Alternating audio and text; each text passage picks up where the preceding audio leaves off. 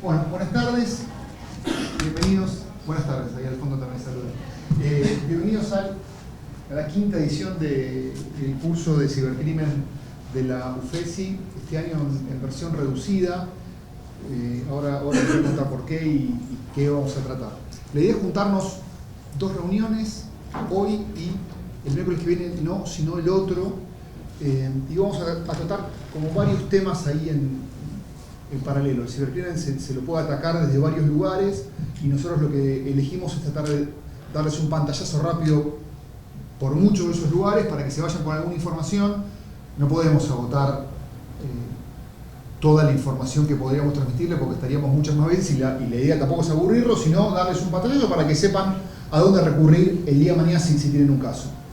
Hoy vamos a hacer una introducción general, vamos a charlar un poco de la UFESI, cuáles son nuestros modelos de intervención, cuáles son las cosas que estamos viendo, cuáles son las cosas que estamos haciendo y qué recursos están disponibles para ustedes.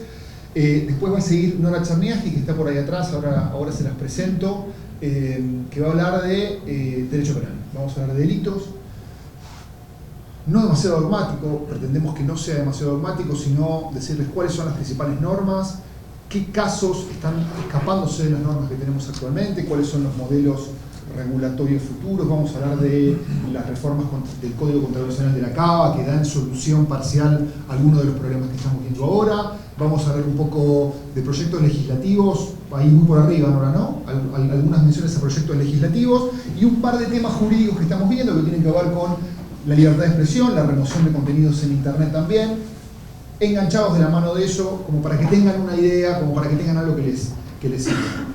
La reunión que viene vamos a hacer un popurrí bastante grande de temas. Vamos a hablar de fraudes bancarios, en particular algunas modalidades que estamos viendo que están viendo con bastante fuerza en Argentina, como para que entiendan, para que conozcan cómo funcionan las maniobras. Vamos a ver un poco de cooperación internacional. Yo voy a hablar una parte, Damián Neustadt va a hablar de la parte de pedidos de emergencia, una de las áreas que más estamos explotando este año también. Vamos a hablar de criptomonedas, un pantallazo de criptomonedas, especialmente de bitcoins, y vamos a hablar de algunos otros pedidos a empresas, como pedir no solamente a Facebook y a Instagram, sino a PayPal, por ejemplo, y algunas más, como también tengan una idea de cuáles son las empresas que comparten y cuáles no. Esa es la idea. Para el segundo semestre tenemos pensado hacer una capacitación específicamente de criptomonedas, bastante práctica, con computadora, para que vean cómo funcionan. La única forma de entender criptomonedas es verlo en vivo. A mí me costó muchísimo entenderlo y tengo un par de fanáticos que decidieron invertir en bitcoins y perdieron plata, entonces conocen bastante del tema y en realidad nos van a mostrar bien cómo funciona y qué podemos hacer nosotros de una fiscalía. Qué información se puede conseguir, qué podemos hacer con la máquina que tenemos en el trabajo, qué información podemos pedir, hasta dónde podemos llegar y hasta dónde no. Y la idea también es hacer en el segundo semestre algún curso más de investigación en línea, temas de juiz, de revisar encabezados de correo, siempre con la idea de mostrarles todo lo que podemos hacer nosotros sin recurrir a una pericia, sin recurrir a un laboratorio, sin tener que mandar un oficio, sin tener que esperar 6 meses para conseguir información. Entonces, esa es un poco la idea. Antes lo hacíamos todo juntos, cripto no lo habíamos incluido y ahora lo queremos incluir y probablemente lo hagamos con gente de Procelac que también están trabajando cripto desde otro lugar. Así que esa es la idea del curso. Mínimamente me gustaría saber de dónde están, quiénes son del Ministerio Público. Levanta la mano, rápido. ¿Alguien por judicial? Bien, ¿fuerzas? Nadie, perfecto, Poder Judicial y Ministerio Público, genial. Así que, por supuesto, la idea es que pregunten, que se saquen las dudas de encima, que nos cuenten los casos que tengan. Nosotros aprendemos muchísimo de la casuística de los casos que tenemos, así que les diría, nosotros venimos a contarles lo que hacemos, pero venimos a escucharlos a ustedes y aprender mucho también. Así que, por favor, comenten, opinen, cuenten sus casos, cuenten los casos de éxito y también los casos de fracaso, porque de esos aprendemos todos. Vamos a charlar hasta las 4:10 de la UFESI y después hasta las 5:30 va a seguir Nora con esto. Ese es más o menos el plan de acción. Bueno, para empezar a hablar de ciber, tenemos que hablar un poco del contexto primero y esto no anda. Nosotros somos cibercrimen, pero nosotros no nos anda el pavo. Siempre pasa lo mismo. tenemos que hablar del contexto. Para hablar de cibercrimen siempre empezamos hablando de Internet. Para nosotros es lo mejor. Si entendemos Internet, vamos a entender muchas de las cosas con las cuales nos tenemos que enfrentar. Si no entendemos cómo es el ecosistema de Internet, el submundo de Internet, por qué hay un organismo que se llama ICANN, que entrega los nombres de dominio, eso no lo vamos a ver en este curso, que está claro, pero hay un curso que se filmó el año pasado sobre eso, está bastante bueno. Si entendemos cómo se reparten los nombres de dominio, que Internet es una red de computadoras conectadas y no es el Wi-Fi de Starbucks, si empezamos a meternos un poco más en eso, tal vez vamos a entender cómo funcionan algunas maniobras. Así que, mínimamente, para que tengamos una idea, hay 3.500 millones de personas conectadas a Internet, se cree que un poco más también, ahora los últimos números han variado. 8 de cada 10 tenemos una red social y se calcula que una persona tapea el teléfono 150 veces por día para chequear algo de los teléfonos. Ese es el nivel de esclavitud que tenemos hoy. Que este es el primer detalle que nos sorprende. Yo juré como fiscal en el 2008 y en ese momento no había teléfonos inteligentes y no teníamos, Internet tenía 8 años en Argentina. En ese momento los teléfonos que teníamos solamente servían para llamar y para jugar a la viborita. Y ahora tenemos potencialmente, nos podemos comprar un teléfono que tiene más memoria que la PC que tenemos en la oficina. A ese nivel estamos y tenemos a veces más velocidad de conexión con el 4G de Movistar que en el Fiber de casa. Entonces, eso es el crecimiento de un fenómeno que en otros ámbitos, en otros modelos, no crecía de la misma manera.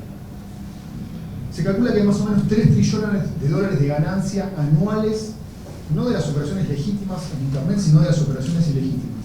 Hay quienes dicen que es el 1% del PBI mundial todo lo que mueve el crimen en Internet.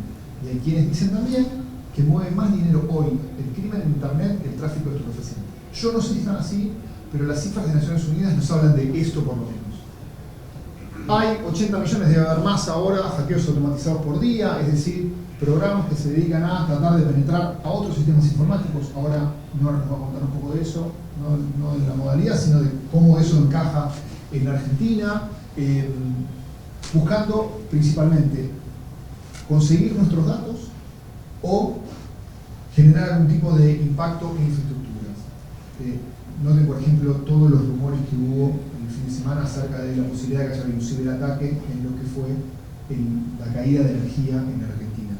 Hubo un caso así. En Ucrania se confirmó, por ejemplo, que la pérdida de energía durante 2 días tuvo que ver con un ciberataque. En los modelos actuales de escenarios de guerra o de conflictos armados, uno de los escenarios posibles como crimen de agresión es el ataque a los sistemas informáticos. Imaginen lo que sería lo que nos pasó, quedarnos 2 días sin luz, nos quedamos 15 minutos sin luz en verano y prenden fuego todo caballito. Imagínense lo que puede llegar a pasarse que tenés que quedar sin luz 2 días o nos quedamos sin bancos. Digamos, todos esos sistemas dependen de Internet. La distribución del petróleo depende de sistemas conectados a Internet. ¿Qué pasaría si alguien ataca a esos sistemas? Son sistemas no demasiado diferentes a sistemas informáticos que puede tener una empresa. De hecho, muchos de esos sistemas están en manos de empresas privadas. Así que bueno, ese es un poco el panorama.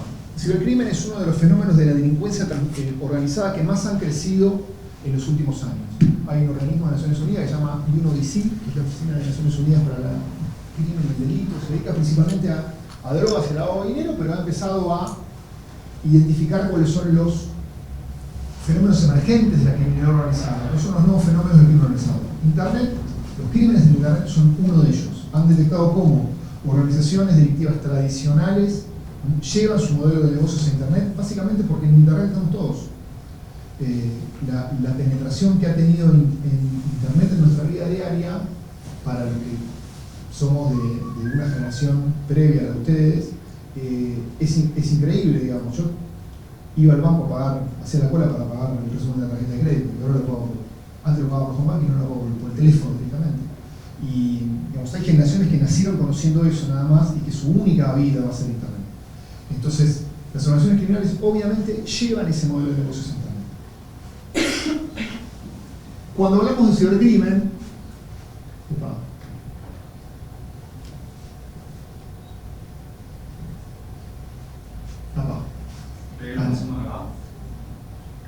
está sensible. El señor está sensible, está muy caprichoso, ahí está. Ya nos vamos a hacer amigos. Cuando hablamos de cibercrimen, hablamos de un fenómeno que tiene como 3 dimensiones. Si ustedes van a la dogmática tradicional, derecho, acá tenéis lugar, adelante. Yo no quiero hacerlos sentir que llegaron tarde, pero se pueden sentar. Tiene mucho ganancia, quédense ahí, lugar por todo. Cuando hablamos de cibercrimen, hablamos de un fenómeno que tiene 3 aristas, ¿sí? O 2 aristas y media, principalmente. Yo no les quiero hablar acá de la dogmática del delito informático, qué es el delito informático propiamente dicho. Tratamos de ser bastante pragmáticos y englobar dentro de la bolsa de cibercrimen tanto lo que son los delitos, los crímenes cometidos contra los sistemas informáticos, lo que los americanos llaman computer crimes, como los delitos cometidos a través de los sistemas informáticos, los llamados computer related crimes. Los delitos informáticos o los delitos contra los sistemas informáticos es lo que en nuestro código penal vamos a encontrar como acceso ilegítimo a un sistema informático, daño a un sistema informático, interrupción o desviación de comunicaciones, etcétera, etcétera, etcétera.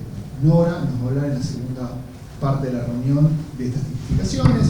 Hay delitos que estaban desde antes. La interrupción de comunicaciones es un delito histórico en el Código Penal.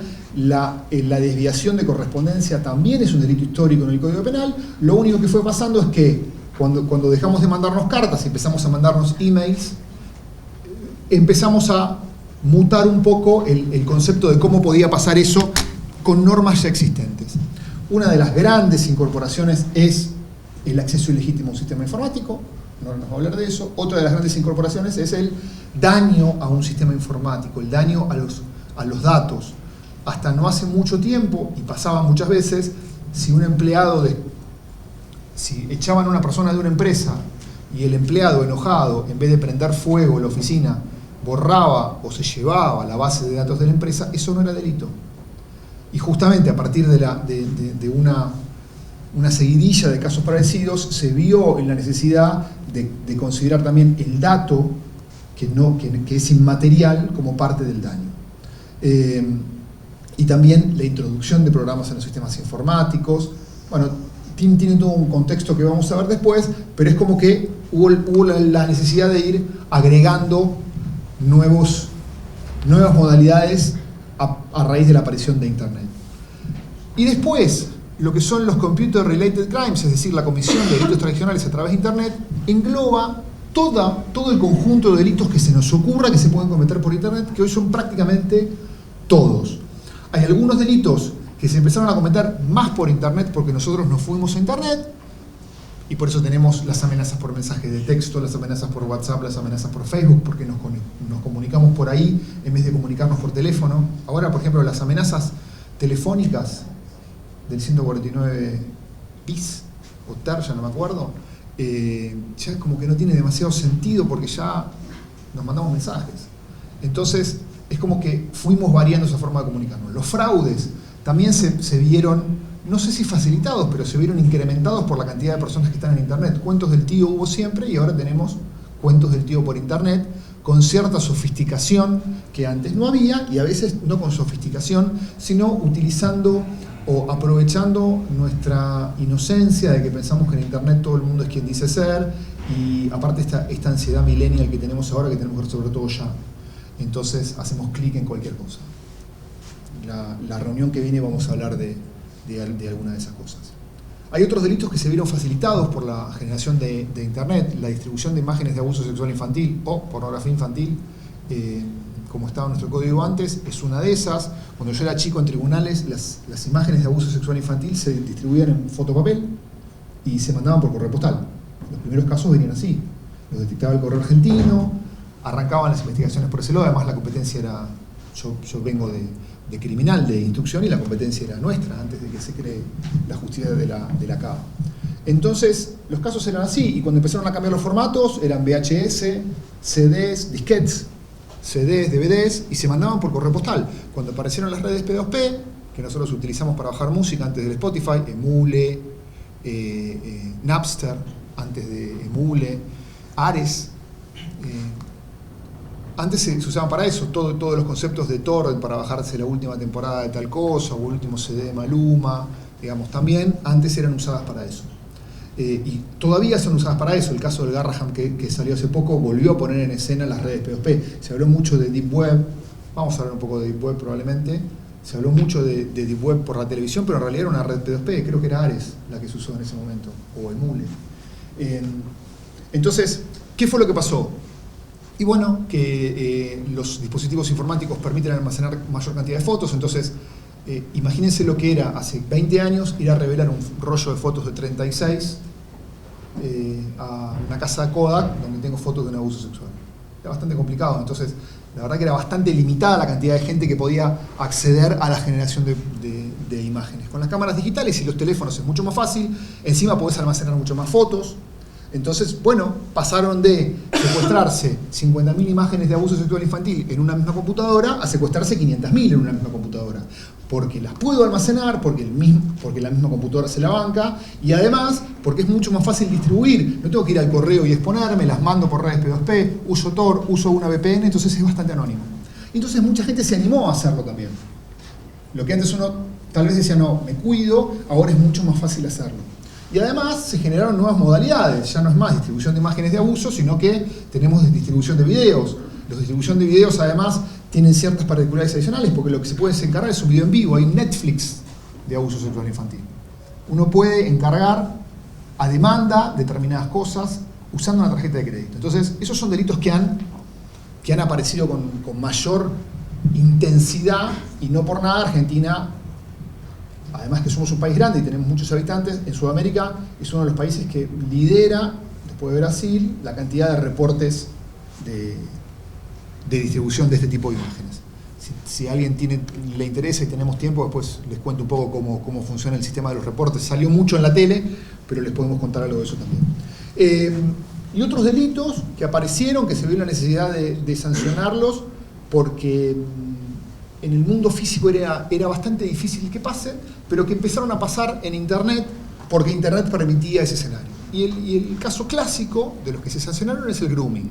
El grooming es un delito bastante reciente en Argentina, y en realidad sanciona a la persona que se hace pasar por un niño para contactar con otro niño o niña con el objetivo de cometer un delito contra la integridad sexual. Es un delito que sanciona, es un adelantamiento de la punición, sanciona un acto preparatorio, pero además sanciona algo que en el mundo físico no existe.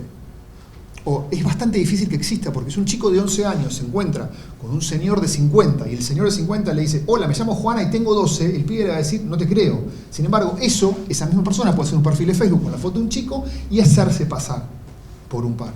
Ese concepto que uno dice, bueno, es una pavada, es lo que hace que un montón de chicos y chicas caigan en esa lógica, y nosotros, por lo menos desde nuestra generación, fuimos formateados con otra lógica. No teníamos la única posibilidad de contactarnos con un extraño en la calle, en un club, en el colegio, pero no en las redes sociales donde están los chicos ahora. O en Fortnite, en la PlayStation y todo eso.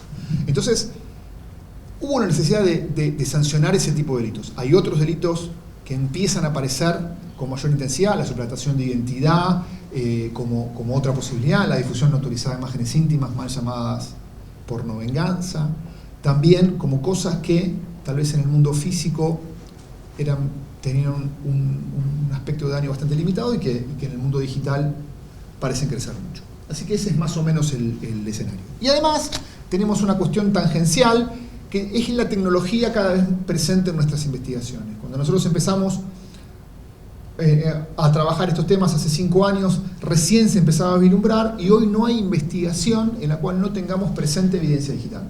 Un teléfono para localizar al autor de un homicidio o para ver cuáles son los últimos contactos de la víctima. Es básicamente el ABC de cualquier investigación de un homicidio con autores CNNs, un listado de llamadas, tratar de buscar geoposicionamiento de un teléfono en un secuestro extorsivo, tratar de encontrar un prófugo a través de sus contactos de Facebook. Eso involucra evidencia digital, eso involucra también cooperación internacional, y en eso nos metemos directamente, aunque nuestro cometido específico, y ya spoileo un poco cuáles son las funciones del OFECI, no es hacer pericias. Lo que sí nosotros hacemos es análisis de información que se obtiene de una pericia. Así que ese es más o menos el campo de acción nuestro, que como ven es tan amplio que nosotros, en realidad yo debo ser el único jefe de una unidad que dice que su unidad tiene que cerrarse, porque en algún momento cualquier investigador que esté a cargo de un equipo de una fiscalía de distrito en el acusatorio, va a tener que manejar los conceptos de obtención de evidencia digital, porque en algún momento toda la evidencia que manejen va a ser digital, o prácticamente toda, y va a tener que poder manejar conceptos de obtención de evidencia en el extranjero, manejo de evidencia, hashes, copias forenses. Entonces, en realidad, nuestro cometido es tratar de apoyar a las fiscalías para que realicen ese trabajo y no agotar un tema específico como puede ser una unidad que se dedique a trata de personas o a estupefacientes. Nosotros tocamos tangencialmente venta de drogas por internet, tocamos tangencialmente trata de personas por internet, y tal vez nuestro único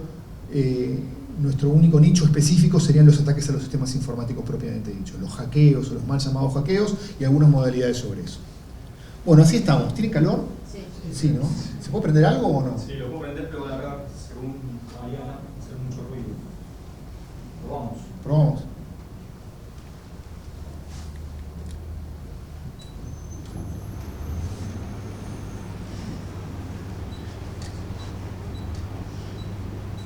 Vamos a ver.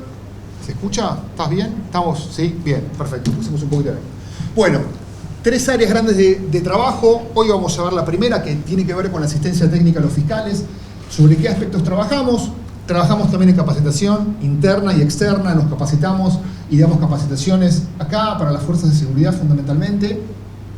Y redes de cooperación internacional. Sobre eso les voy a hablar la próxima reunión. Esto es más o menos un pantallazo de lo que hacemos. De lo primero que hicimos tuvo que ver con hacer una guía de obtención y tratamiento, de obtención, preservación y tratamiento de evidencia digital, pensando en lo que es la evidencia física. ¿Qué hacemos con un disco rígido? ¿Qué hacemos con un teléfono? ¿Cómo se manipula? Esto fue en realidad un pedido dentro de un foro en el cual participamos, que es las reuniones de fiscales de Mercosur. Hace poquito tuvimos la reunión anual. Dentro de esa reunión hay un subgrupo de delitos cibernéticos que está coordinado por la representación, por la delegación de Argentina y la delegación de Uruguay, y una de las primeras cosas que veíamos era que no teníamos ningún protocolo unificado para que la evidencia que se obtiene en Chile sirva en Argentina y viceversa desde el punto de vista técnico. Ustedes algunas de estas cosas ya habrán escuchado porque es algo que ya es un lenguaje bastante común, pero nosotros fuimos entrenados, nos enseñaron en la facultad, nos enseñaron acá a trabajar con evidencia física. Cuando yo entré al tribunal, yo entré en un juego de instrucción en la Brito, tenía 18 años, y lo primero que me enseñaron era revisar si una pistola estaba cargada o descargada antes de guardarla acá fuerte. Y nos enseñaron a foliar la guía, o cuando teníamos mucha documentación a foliarla, fotocopiar los billetes. Supimos eso. Íbamos a un allanamiento y lo que teníamos que tratar de hacer era no fumar en el allanamiento, no tocar nada, ponerse guante para revisar un cadáver. Más o menos aprendimos eso. Pero si yo estaba en un allanamiento y revisaba un álbum de fotos, no pasaba nada, porque yo no alteraba ese álbum de fotos. Te tenía que romper físicamente. Yo agarraba una agenda que estaba al lado del teléfono, en esa época que la gente usaba el teléfono de línea, revisaba la agenda, revisaba los contactos y no alteraba la evidencia. Sin embargo, hoy que tenemos todo eso en el teléfono, donde tenemos las fotos, la agenda, la información financiera, los contactos, los mensajes, yo prendo el teléfono y empiezo a alterar el registro del teléfono. La computadora que está atrás, ahí, que está prendida, además de tener memoria física, tiene memoria RAM, la memoria virtual. ¿Escucharon hablar de la memoria RAM? Básicamente es una memoria mínima que tiene la computadora que le permite administrar una serie de procesos. Entre esos procesos, por ejemplo, puede tener las claves del Facebook si yo estoy logueado. Entonces, si yo dentro de mi teoría del caso lo que necesito es conseguir la clave de algo que puede estar en la memoria RAM, yo tengo que saber cómo secuestrarla. Si ahora Nora baja la tapa de la computadora, la memoria RAM me desapareció. Antes, no sé, uno estaba investigando un fraude bancario y el banco tiene obligación legal de conservar los registros por 10 años. No puede desaparecer. El dueño de los datos no puede mandarle un mensaje al gerente del banco para decirle rompe mi carpeta de cliente, porque el gerente le dice no. Sin embargo, ahora alguien puede remotamente borrar una cuenta de Facebook. Remotamente es agarrar el teléfono. Yo me puedo llevar el teléfono de ustedes, y si yo no tomo la precaución de ponerlo en modo avión, ustedes se van a una computadora y borran remotamente el teléfono. Entonces, antes no se podía borrar remotamente lo que yo secuestraba, un álbum de fotos que me llevaba lacrado y firmado. Nadie tenía poderes telepáticos para borrarlo, y ahora sí tenemos forma de poder hacer desaparecer evidencia muy, pero muy rápido. Entonces, cómo conservar esa evidencia, cómo secuestrarla de forma tal de que la evidencia no se pierda, eran una de las necesidades que teníamos. Cómo tratarla también, esta idea de que sobre la evidencia que secuestramos tenemos que hacer una copia forense para trabajar. ¿Conocen todos el concepto de copia forense? ¿Sí o no? Levanta la mano, ¿quién no? Si tenemos... Sin miedo. 1, 2. ¿El resto conocen todos? Me miran como diciendo... Está hablando en chino usted. La copia forense es una copia bit a bit de un rígido, de una unidad de almacenamiento. Puede ser un disco rígido, una tarjeta de memoria. Lo que va a copiar son los espacios usados y los espacios no usados. Y eso es lo que me va a permitir trabajar sobre eso y no sobre el objeto secuestrado. Es lo mismo que sacarle fotocopias a algo y trabajar sobre las fotocopias y no sobre el original. ¿Por qué? Porque los discos rígidos, por ejemplo, que son discos mecánicos, se pueden deteriorar. Sobre los discos rígidos, si yo los trabajo, puedo alterar el registro de los discos. Entonces es mejor trabajar sobre la copia forense. Ese concepto, si nosotros no lo incorporamos cuando trabajamos con evidencia digital, corremos el riesgo de trabajar exclusivamente con evidencia física, lo que la policía llama examen de visu. Por ejemplo, es agarrar el teléfono del imputado cuando se lo secuestran y le está desbloqueado y revisarlo ahí, los contactos.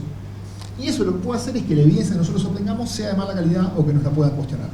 Esas pequeñas cosas son cosas que por lo menos hay que tenerlas en cuenta y que están explicadas en ese protocolo. Las computadoras, por ejemplo, hay que tratar de no guardarlas envueltas en bolsas de papel, porque las bolsas de papel generan estática y la estática puede borrar los discos que son magnéticos.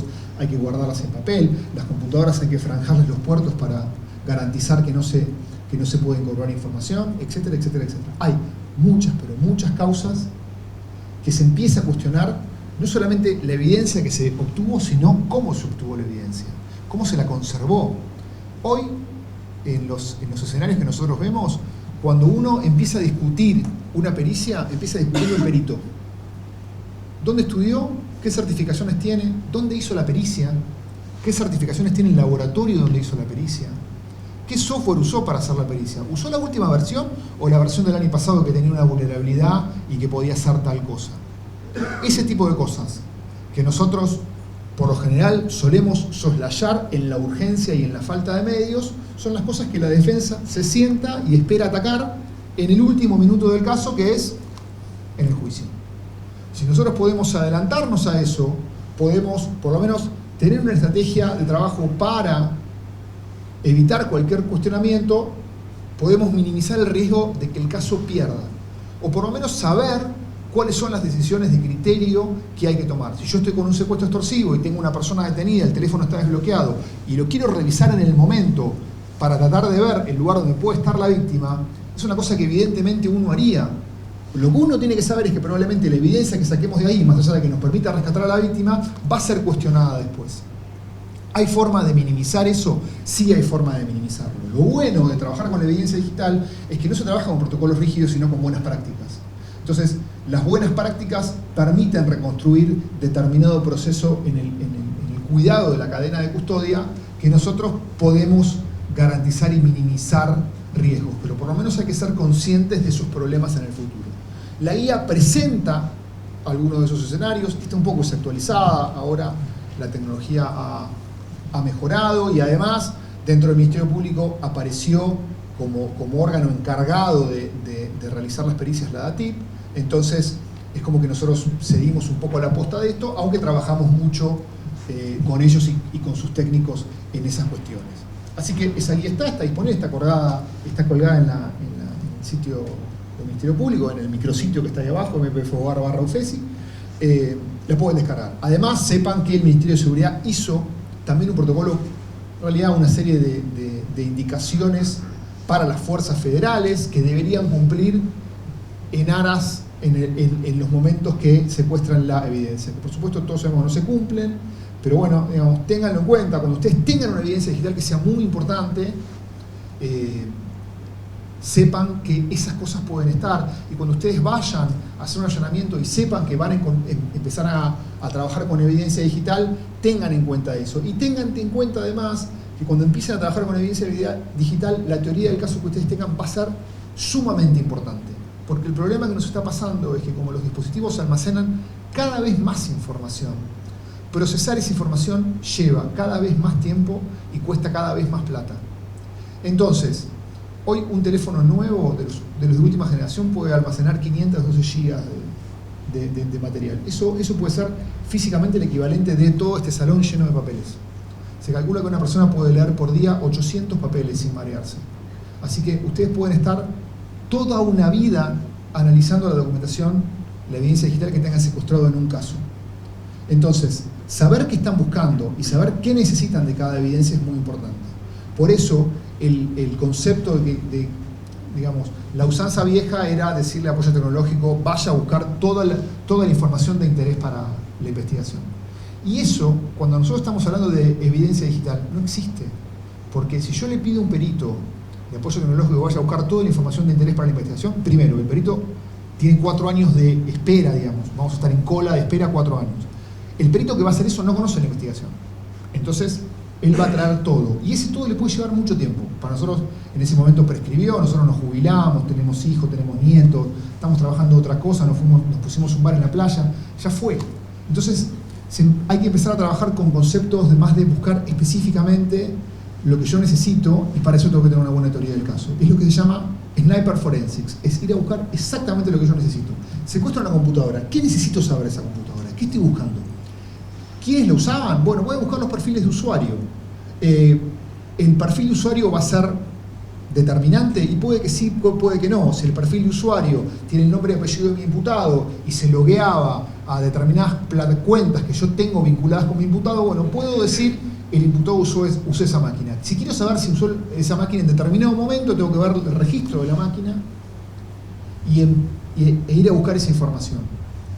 Entonces, ¿necesito peinar todo el disco rígido para eso? No, voy a buscar esa pieza de información. Necesito saber si el imputado tenía en su poder imágenes de abuso sexual infantil. Bueno, levanto las imágenes. Es más, peino las imágenes por afuera. Hoy lo que se está haciendo, por ejemplo, en los casos de distribución de imágenes de abuso sexual infantil, es hacer un triage de información. ¿Conocen todos el concepto de valor hash? No. Bueno, el valor hash es básicamente, se lo llama el DNI de los documentos. Es básicamente una operación matemática que te permite asignarle un valor alfanumérico a un conjunto de datos. Ese conjunto de datos puede ser un documento de Word o puede ser un disco rígido entero.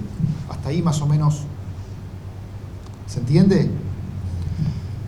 Si yo tengo un documento de Word y le calculo el valor hash, y ese documento yo le modifico una coma, el valor hash cambia. ¿Para qué me sirve el valor hash? Primero, me sirve para documentar que una evidencia no se altera mientras esté en custodia del organismo judicial.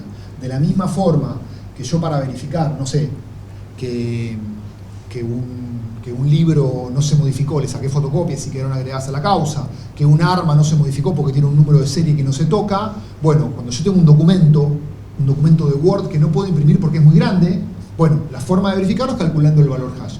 Con eso demuestro que no fue alterado. Pero además, el valor hash sirve para otras cosas. Por ejemplo, para identificar imágenes de abuso sexual infantil. Hay una base de datos de cada una de las imágenes y videos de abuso sexual infantil que andan dando vueltas por el mundo, y entonces lo que hacen esas bases de datos es buscar los hashes de esas fotos. Cuando trafico con fotos, busco los hashes. Y cuando yo quiero ver si una computadora tiene fotos de imágenes de abuso sexual infantil, lo que hago es buscar los hashes de las fotos. No foto por foto, sino solamente los hashes. ¿Se entiende? Más o menos. ¿Qué es lo que me permite hacer eso? Revisar una computadora en 10 minutos. Y si yo tengo, en vez de 500 computadoras, me hice en 2 días lo que me podría llevar 15 años de pericia. Básicamente es eso. Buscando hashes que no estoy revisando en la computadora, ¿puedo perder información? ¿Se me puede pasar algo? Por supuesto que se me puede pasar algo. Pero son las decisiones de criterio que se empiezan a tomar por el tremendo volumen de información con el que nos empezamos a enfrentar en estos casos, y es lo que nos va a pasar en el futuro. Sí. Para que el valor hash busque lo que acabas de decir, ¿se instala o se programa desde el inicio un patrón de búsqueda? Lo que hace los programas de triage, en realidad, primero los programas de triage se los hace correr desde un pendrive para no alterar la máquina, y lo que tiene es una base de datos de hashes de todas las imágenes que tiene que buscar y lo que hace es revisar. ¿Pero dónde revisa? ¿Dónde revisa? En los formatos de imagen. .jpg, .xxx. Entonces, ¿qué es lo que pasa ahí? Si vos tenés escondida una imagen adentro de una canción, no la vas a encontrar. Se pueden esconder archivos en canciones. Hay formas de hacerlo. ¿Alguien vio Mr. Robot? ¿Qué tiene que ver? Bueno, el señor escondía sus cosas malas en discos de Aerosmith, creo que era. Se puede hacer eso. ¿O qué puede llegar a pasar? ¿Qué es lo que hacen también? Vieron que yo les dije que los documentos de Word, si yo le toco una coma, el valor hash cambia. ¿Qué hacen los malos? Agarran las imágenes y le borran un píxel. Entonces cambia el valor hash. Yo estoy buscando un valor hash determinado correspondiente a una imagen, pero esa imagen menos un píxel tiene otro valor. Si yo no lo tengo en la base de datos, lo pierdo. Por eso, ¿qué se buscan? Videos, porque los videos es más difícil cambiarlos. Entonces, en la medida... ¿Y qué es lo que va a pasar? A lo mejor yo encuentro 10 y adentro de la computadora tenía 1000.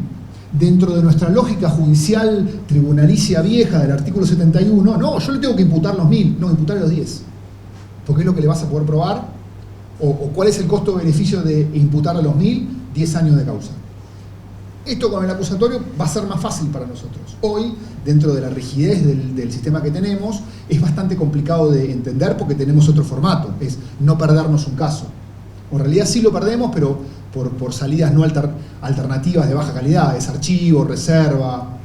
En cambio, cuando yo pueda decir, conforme a una teoría del caso, tengo la posibilidad de 1000, pero consigo 10 en 15 minutos, imputás 10. Total, te llevas una buena pena igual.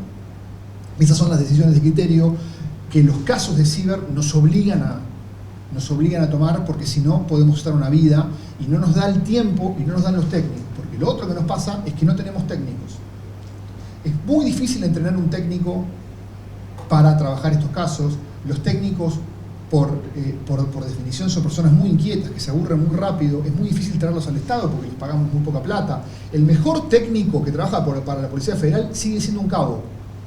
Y entonces, ¿qué pasa? El comisario que le dice, lavame el auto. Esos tipos los contrata una empresa de seguridad y se van. Y vimos enorme cantidad de personas que dejó las filas de las fuerzas por eso. Por lo general vuelven, cuando ya hicieron plata, están de vuelta y tienen ganas de dejar algo para la sociedad. Pero trabajan los casos que quieren. Es muy difícil. En Estados Unidos los detectan desde la secundaria y les pagan la universidad con el compromiso de trabajar 10 años para el Estado. Ese es el plan de acción que tienen. E igualmente, no les alcanza. No les alcanza para la cantidad de evidencia que tienen. Y además de todo eso, y ya voy, vos podés entrenar a un técnico. Porque, por ejemplo, ¿oyeron hablar del UFED? Es el software que se usa para extraer información de los teléfonos. Ese UFED sale miles de dólares, la licencia. Y el entrenamiento del técnico sale otros miles de dólares. Y además, el año que viene, sacan una nueva versión que sale otros miles de dólares. Y el entrenamiento de la nueva versión sale otros miles de dólares. Sale mucha plata hacer eso de momento. Entonces, esos son los problemas que nos vamos enfrentando. Tenemos mucha información y poca gente para procesarla. No por nada, apoyo tecnológico de la Federal, por ejemplo, está colapsada. Además, está colapsada porque nosotros la mandamos a ver videos de seguridad, que podríamos ver nosotros. Pero además de eso, están colapsados porque son 5 para hacer todo eso. Entonces, es muy difícil. Vos tenés una pregunta. Sí. Más que nada por este tema que comentás de los técnicos, estoy de acuerdo. Es muy difícil. ¿No podría cambiarse el paradigma y en vez de apuntar a la capacitación de los técnicos, apuntar al desarrollo de un software de inteligencia artificial que realiza el trabajo que hacen estos técnicos? Por ejemplo, yo tengo una causa que mandé a peritar una computadora de ATIF y los chicos de ATIF me dicen, nosotros le ponemos la mayor de la voluntad, pero no tenemos medios, no tenemos recursos. De hecho, me cuentan los chicos que van a comprar los programas aparte de Rivadavia, digamos, que no tienen ni licencias para trabajar, o sea, los programas de software para trabajar. Entonces, ¿no sería bueno que nosotros también como Ministerio Público cambiemos el paradigma y en vez de capacitar técnicos, desarrollemos un sistema de inteligencia artificial, lo tenemos de medios más? Absolutamente, digamos, absolutamente. El Ministerio Público de la Cava tiene un sistema de inteligencia artificial y están usando inteligencia artificial justamente para procesar reportes de abuso sexual infantil, claro. Y además, lo otro que puedes hacer, además de generar técnicos, es cambiar el perfil del investigador. Porque lo que vos necesitas no es un técnico, no es un ingeniero electrónico, sino que es un investigador de entorno digital, es un detective de Internet. Entonces es una mezcla de gente que sabe investigar y que sabe buscar en Internet. que ese es un perfil que nosotros también podemos desarrollar internamente, porque no es muy difícil de desarrollar, y hay un montón de herramientas que vos podés generar que son baratas, digamos. Después, cuando se trata de generar pericias y ese tipo de cosas, lamentablemente, en la mayoría de los casos tenés que morir en software forense. Y bueno, y ese es el problema que tenés. Cuando no te queda otra que habilitar una computadora, te enfrentás con esos problemas. Tenés que comprar licencias, el software sin licencias te puede llegar a traer problemas después, digamos, hay un montón de cosas más. Se usa muchísimo software libre. El software libre, por lo general, está súper testeado, no tiene vulnerabilidades, pero no está pensado para el último iPhone. Entonces te empezás a encontrar con esos problemas todo el tiempo. Entonces uno va viendo, y acá porque tenemos 4 o 5 laboratorios, andate al interior, yo soy fiscal general en Bahía Blanca también. No tenés nada. ¿Sabes lo que hicimos en Bahía Blanca? La provincia tiene el UFED y nosotros tenemos los que la saben manejar. Entonces se lo usamos nosotros. Y le accesamos las pericias a los de provincia, a cambio de quedarnos con la información de los narcos de provincia para hacer nuestra causa. Digamos, y esas son soluciones de lo atamos con el hambre, por supuesto que sí. Pero más, o sea, digamos, más allá de que vos inviertas plata, que es necesario absolutamente, el problema después es una cuestión de escala. O sea, superó el tema de plata, tenés un problema de escala. Vos podés tener 1000, pero no te van a alcanzar. O sea, en algún momento van a colapsar. Más si nosotros le seguimos mandando 50 teléfonos. Yo le digo, en una causa de drogas, una banda más o menos grande, podés levantar 50, 100 teléfonos, porque cada tipo tiene 10. Entonces, vos le secuestrás un montón de droga y tenés que ver si la tenían para comercio o a quién se la compraban. Bueno, tenés que ir a ver a los teléfonos. Y como se maneja por WhatsApp, la intervención no te sirve, tenés que ir a revisar teléfono por teléfono. Si vos vas a peritar teléfono por teléfono, yo me jubilo y sigo invertando. Y es una causa. Entonces, esos son los problemas. Los problemas de escala son grandes. ¿Qué más hacemos además? Bueno, esto lo pueden revisar. Si alguien tiene alguna duda, lo charlamos la vez que viene. Si lo quieren ver, si tienen alguna pregunta sobre eso. Cuando hagamos la reunión con los técnicos, probablemente veamos algo más específico. Yo soy boga, hay conceptos que no manejo. Pero bueno, digamos, está presente y ténganlo en cuenta. Trabajamos además con las empresas vinculadas a la tecnología. Tratamos de meternos en cada plataforma nueva que hay, en cada red social nueva.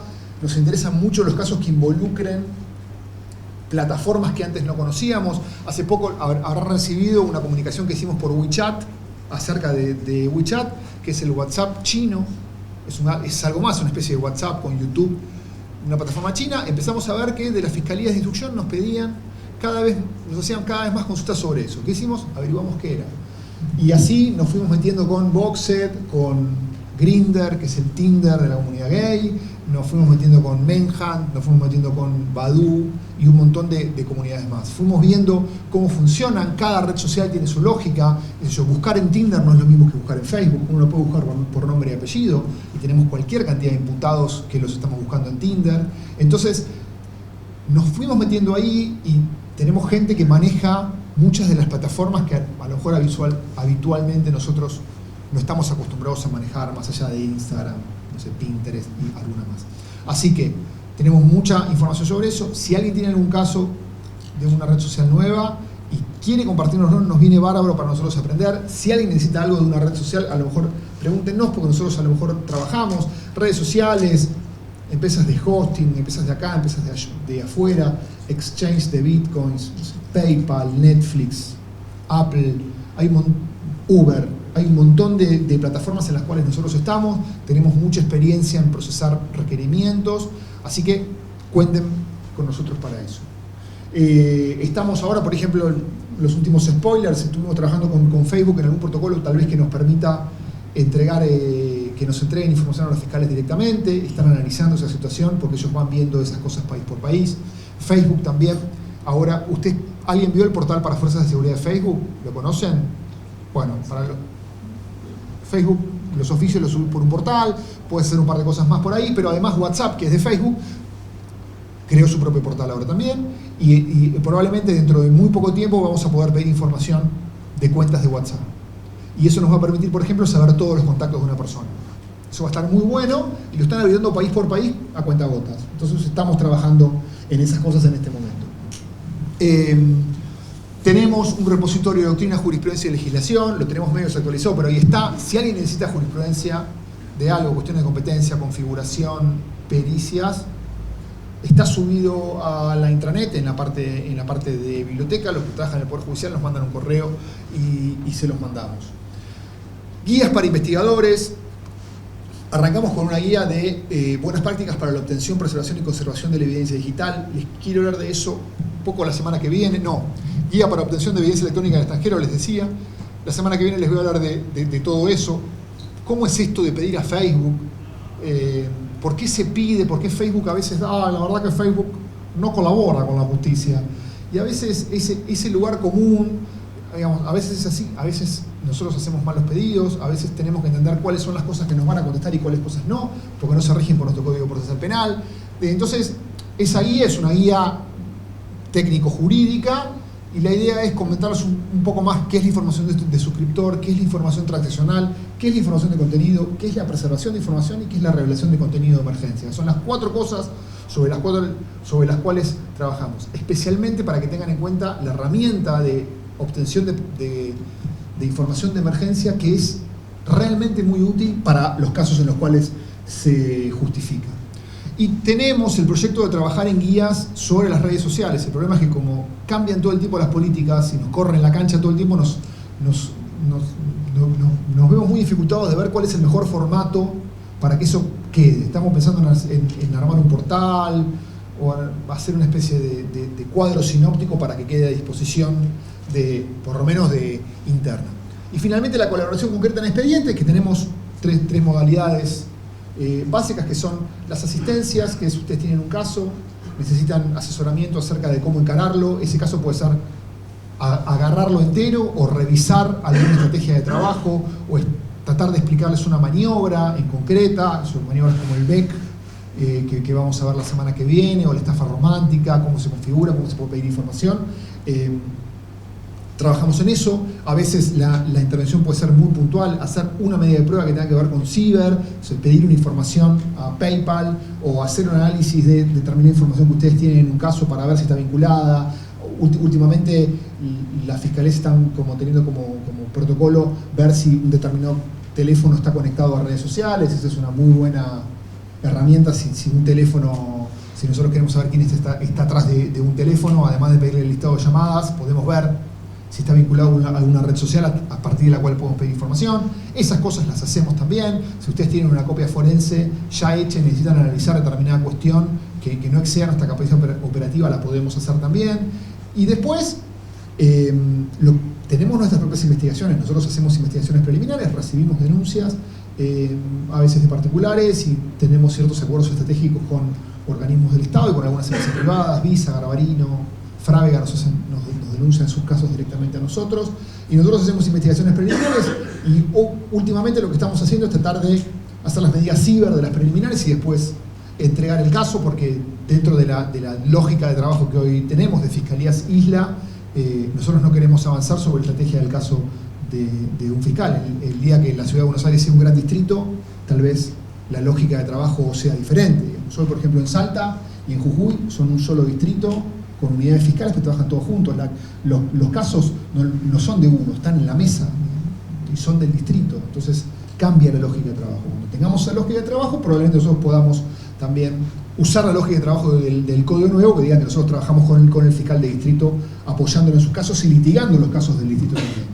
Entonces, como nosotros no litigamos directamente los casos, sino que colaboramos con el fiscal, hacemos lo que nos parece ciber, y después el resto de las medidas no ciber, que pueden llegar a afectar la teoría del caso del fiscal, preferimos dejárselas al fiscal del caso o hacerlas con el fiscal. Muchas veces nos piden, por ejemplo, que tomemos testimoniales a víctimas para pedirles información, y nosotros lo que les proponemos es tomarles en la fiscalía con los investigadores de la fiscalía. Porque el que tiene que tomar contacto con la víctima, el que tiene que conocer el caso de la víctima, es el fiscal del caso, por lo menos dentro de nuestro punto de vista, y si en el marco del relato de la víctima hay que hacer algo ciber, estamos ahí para hacerlo. Pero no al revés, porque si no es tercerizarle siempre al fiscal el contacto con la prueba, y nosotros preferimos no hacer eso. Así que ese es más o menos el panorama. Estamos bastante sobre la hora para seguir, así que... y me voy para atrás. ¿Qué más nos queda? Se me fue todo. Les quiero contar algo más ¿Qué estamos viendo en cuestiones de intervención? Si bien se ha incrementado, lo que estamos viendo es que hay muy poca tasa de denuncia y nosotros eso no nos permite medir bien los casos. Tenemos muchos reportes informales, gente que nos manda mails, pero que no se concretan en denuncias. Además que el problema que tenemos es que al no tener un sistema unificado de carga de casos, nos es bastante difícil localizar modalidades, digamos. Nosotros podemos tal vez internamente en el Ministerio Público ver cuántos casos de acceso ilegítimo a un sistema informático hay. Eso se pide porque si se carga bien, lo pueden buscar, pero fraudes por internet tal vez sea un poco más difícil de localizar. Y además, o sea, digamos, de los problemas de carga, tenemos problemas de que mucha gente no hace la denuncia, entonces eso es un problema a los efectos de medición. Mucha gente nos pide estadísticas de casos y la verdad que no los tenemos, primero porque no nos dedicamos específicamente y segundo porque hay casos que tienen muy poca visibilidad. El sector privado comunica muy poco al sector público, los bancos, las empresas que tienen fugas de datos o ataques informáticos suelen no comunicar esto fundamentalmente por un tema de miedo de riesgo reputacional, a perder reputación, y de hecho ha habido casos de empresas extranjeras que han tenido ataques informáticos y que han perdido mucha cotización en sus acciones. Ahora hay un anteproyecto de reforma de la Ley de Protección de Datos Personales que va a obligar a las empresas que tengan bases de datos registradas a, no necesariamente hacer la denuncia, pero comunicar las filtraciones a la persona, al titular del dato filtrado y a la autoridad de control, con lo cual eso va a empezar a generar a lo mejor algún protocolo diferente. Hay muy poca información por el ciudadano, la gente no sabe a veces que determinadas conductas que le pasan son delito, y si son delito no sabe dónde denunciarlas. Nosotros tratamos de hacer algo sobre eso, hemos hecho algunas comunicaciones a través de nuestro sitio institucional y tratamos de estar en esas cosas. Antes teníamos mayor presencia porque había menos organismos públicos que se dedicaban a eso. Cuando los organismos públicos tomaron la posta, nosotros solamente nos dedicamos a comunicar determinadas cosas que tienen que ver con el acceso a la justicia, dónde denunciar determinada modalidad. Estamos trabajando ahora con el sector público, fundamentalmente con modernización, con el Ministerio de Modernización y con el Ministerio de Seguridad, en establecer protocolos de recepción de casos, con lo cual es probable que tengamos un incremento en la recepción de denuncias de los ataques informáticos a las infraestructuras del Estado, en la medida en que ellos puedan recolectar la evidencia. Lo que pasa generalmente es que cuando hay un ataque informático en el Estado trata de reparar el problema sin guardar evidencia y sin comunicarlo a los organismos de aplicación de la ley. Así que estamos trabajando sobre eso. Estamos trabajando en el mismo sentido con el sector privado, fundamentalmente con la banca. Hay bancos que empiezan a ver la necesidad de comunicarnos determinada información, así que eso también se ve incrementado a veces en el volumen de los casos. Y trabajamos también en esto de comunicar coordinadamente hacia el ciudadano cuando vemos que hay determinada cuestión que debe ser comunicada. Tenemos vasos comunicantes con algunos organismos del Estado para generar alertas a la población. Si hay un virus que está atacando algo y hay que actualizar el sistema operativo, ahora sería una alerta, por ejemplo, si alguien usa Firefox, hay que actualizarlo. Ese tipo de cosas que son bastante técnicas y que nosotros no es especialmente nuestro métier, lo derivamos a organismos técnicos, y cuando hay una modalidad delictiva concreta y está bueno avisarla y está bueno que la gente se cuide y está bueno que la gente haga la denuncia, tratamos de meternos un poco más ahí. Bueno, creo que eso es todo de momento. Sí, esto se lo voy a dejar de lado para que puedan ir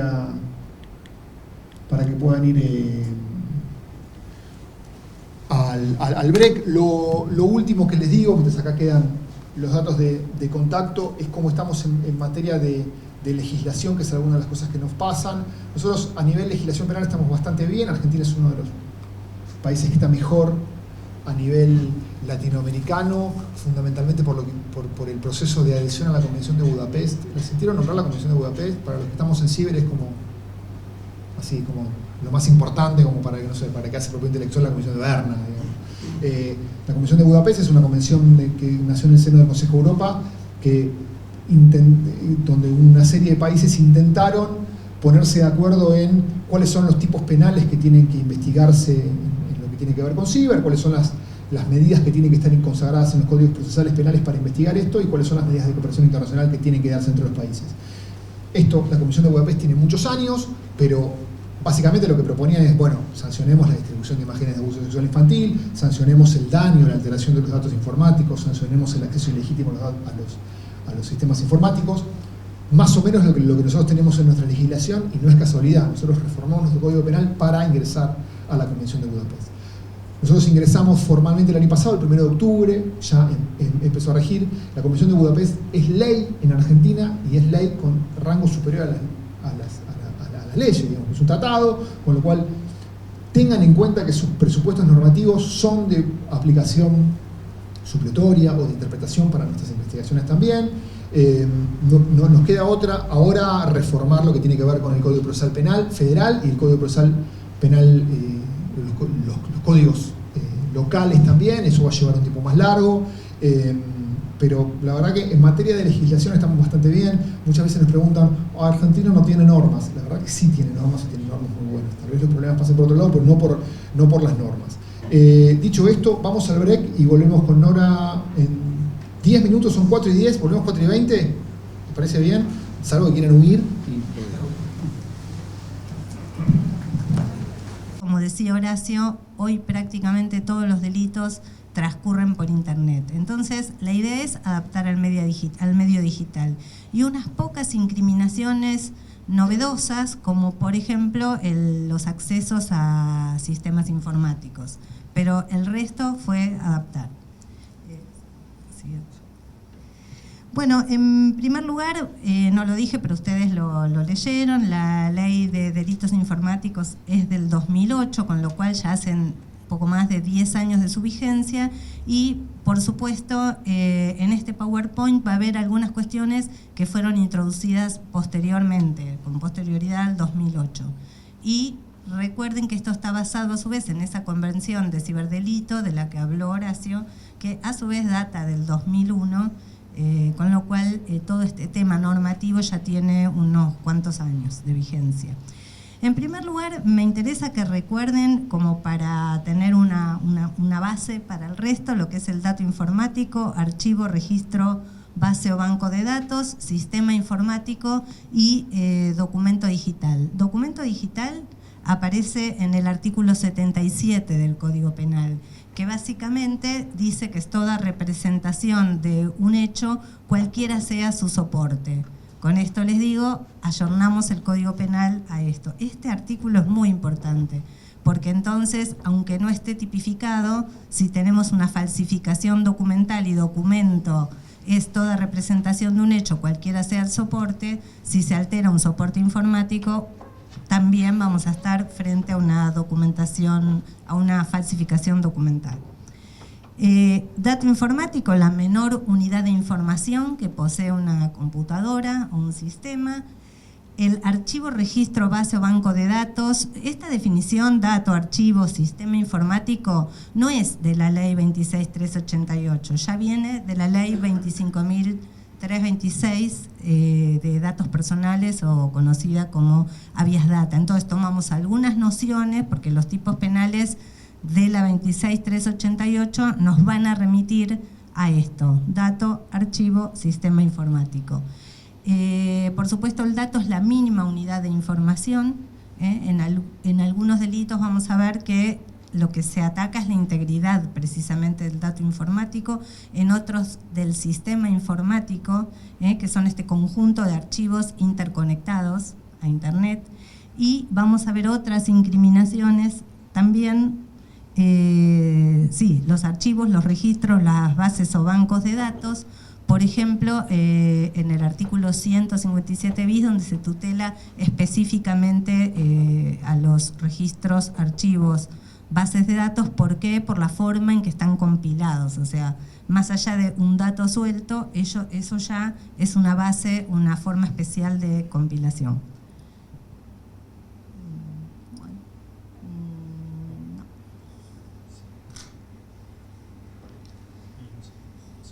Vamos a la anterior.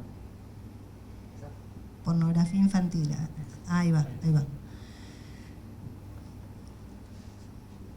Bueno, la exposición está básicamente en orden a cómo se fueron modificando los tipos penales por esta ley, y el primero de los tipos penales adaptados fue precisamente la distribución de producción de pornografía infantil. Ustedes van a fijarse en los verbos típicos, se penaliza toda la cadena de custodia, toda la cadena, perdón, desde la producción, financiamiento y de distribución, facilitar, divulgar, por cualquier medio. Con esto precisamente se alcanza el medio digital, de toda representación de un menor de 18 años dedicado a actividades sexuales explícitas, o toda representación de sus partes genitales con fines predominantemente sexuales. Bueno, hasta aquí lo único que hay es una adaptación de esto a la Convención de los Derechos del Niño y a los protocolos contra la explotación de niños. De nuevo, se penaliza toda la cadena y posteriormente está ahí subrayado una modificación del año pasado donde se reprime de 4 meses a 1 año al que a sabiendas tuviere en su poder representaciones de las descriptas en el párrafo anterior. Ya no se habla más de pornografía infantil, aunque nosotros digamos distribución de pornografía infantil, en realidad es distribución de estas representaciones de menores en posiciones sexualmente explícitas. En primer lugar, para nosotros la representación es imágenes, porque lo que hay por detrás de esta figura es la integridad sexual de un menor, con lo cual si la figura representa o la imagen a un menor, pero ahí detrás no hay un menor, bueno, pues no estaría tipificado en este tipo penal. Entonces, en concreto, el bien jurídico tutelado es la integridad sexual del menor en situaciones sexualmente explícitas, porque el elemento pornografía infantil es un elemento normativo y de dudosa interpretación, con lo cual esto clarifica bastante. Luego, este párrafo subrayado es la tenencia de imágenes de pornografía o de este tipo de representaciones, penalizada, ya les digo, desde el año pasado. Y ahí tenemos por último, digamos, los 2 últimos párrafos, donde se reprime desde 4 meses a 2 años al que tuviera en su poder también estas representaciones, pero con fines inequívocos de distribución. Este párrafo ya estaba en la redacción de la 26.388. Lo único que se agrega es el subrayado, la tenencia o posesión de material pornográfico. Y el último párrafo que no se ha tocado, que es la prisión de 1 mes a 3 años para aquel que facilite el acceso a espectáculos pornográficos o suministre material pornográfico a menores de 14 años.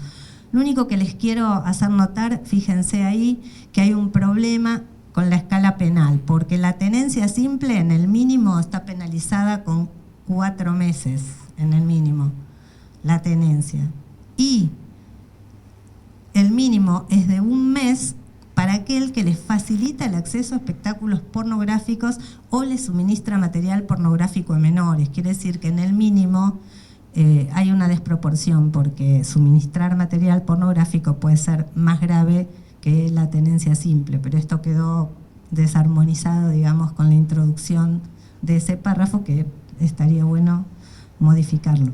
La siguiente puede ser.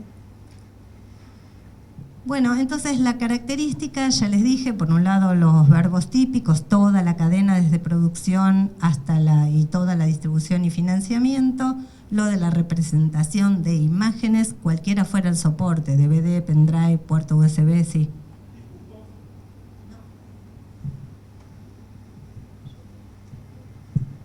En nuestra opinión, pero de alguna manera que fue el espíritu de la 26.388, y esto no fue alterado en la última reforma, pues esta reforma el año pasado lo que dijo es tenencia simple de representaciones de menores en posiciones sexualmente explícitas, con lo cual el dibujo no, porque precisamente lo que se tutela ahí es la integridad sexual del menor. Piensen que atrás de una imagen de pornografía hay una situación de abuso infantil, y esto en un dibujo, por más que sea chocante, por más que no nos guste, esto no se produce, o al menos no se reformó este artículo todavía en este sentido. Y si le doy un dibujo de un menor, o sea, el último párrafo, le doy un dibujo de pornografía infantil que represente a un menor, ¿podemos poner la anterior? Sí, si les suministra. Sí, entonces, ahí lo que tenemos es facilitar acceso a espectáculos pornográficos, o sea, que se supone que tiene que ser un número en vivo, porque esto ya estaba en el Código Penal. Lo primero... Vos hablas de un anime, por ejemplo. Claro. Y eso no está estipulado, si bien el artículo es amplio, esa pregunta que hiciste vos, yo hace poco en Salta también la misma pregunta, la verdad que el artículo no estipula ese tipo de imágenes, y habría que ver cada caso concreto cómo lo pueden llegar a tipificar, en realidad a meterlo dentro de este delito. Es un tema complicado, eso quedó fuera. Pero Sí. no está mal lo que decís, porque si esa imagen está creada para los menores, justamente es un tema complicado, pero no está previsto. De nuevo, estoy de acuerdo, o sea, suministrar material pornográfico tiene que ser material donde haya menores abusados. Lo cierto es que sí, para vos se te hace chocante o disponible o discutible que alguien le esté mostrando un dibujito que parezca que ahí hay un menor que está siendo abusado. Pero la verdad es que desde lo que dice la ley, hoy por hoy, ni los animes ni cualquier otro tipo de dibujo, algo que parezca que allá hay un menor, es punible.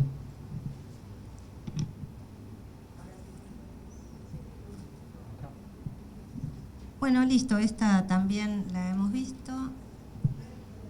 Respecto de la competencia, bueno, ahí el primer caso, Parodi, es un caso de una contienda negativa de competencia que se produjo entre un juzgado federal y ordinario en Mendoza y se resolvió que en realidad le compete intervenir al fuero ordinario. El caso involucraba a imágenes pornográficas producidas en el extranjero y a un presidente extranjero, no obstante lo cual se determinó que no era federal, que en verdad es un delito donde correspondía la competencia ordinaria. Y luego, entonces también la Corte en el año 2004 dijo que bueno, las difusas imputaciones de un delito de índole común, difusión por internet de imágenes relacionadas con la pornografía, no constituyen base suficiente para hacer surtir la competencia federal, que es limitada y de aplicación restrictiva. Entonces, aunque se involucre algún funcionario extranjero, el fondo de la cuestión es ordinaria y no hace nacer la competencia federal porque, de nuevo, el bien jurídico tutelado es un menor que está siendo abusado sexualmente y eso es de competencia ordinaria. Y en Capital Federal la competencia fue transferida a la Ciudad Autónoma de Buenos Aires.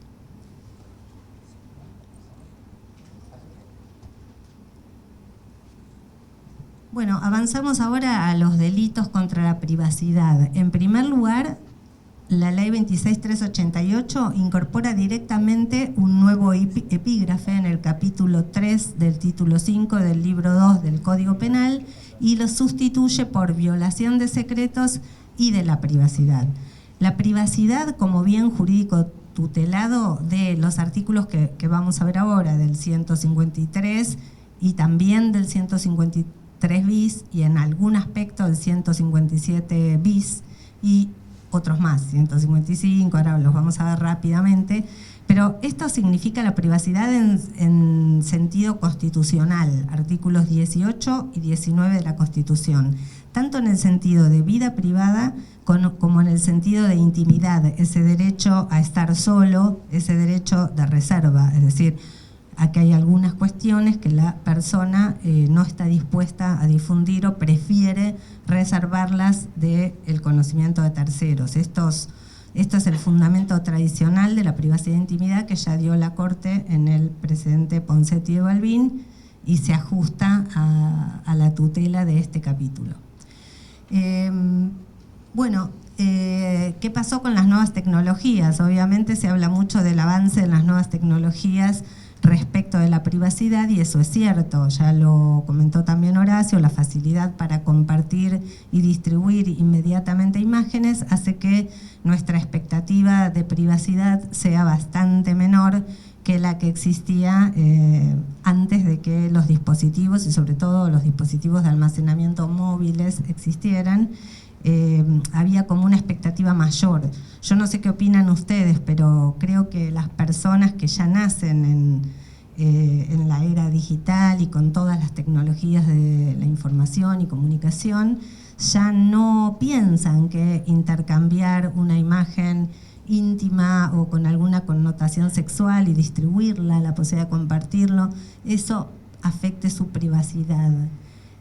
O por lo menos no como la gente los que no somos nativos digitales y tenemos una imagen o un concepto mucho más fuerte de la privacidad, donde no estamos dispuestos a que cualquiera de nuestras imágenes sean difundidas y compartidas aún sin nuestro consentimiento.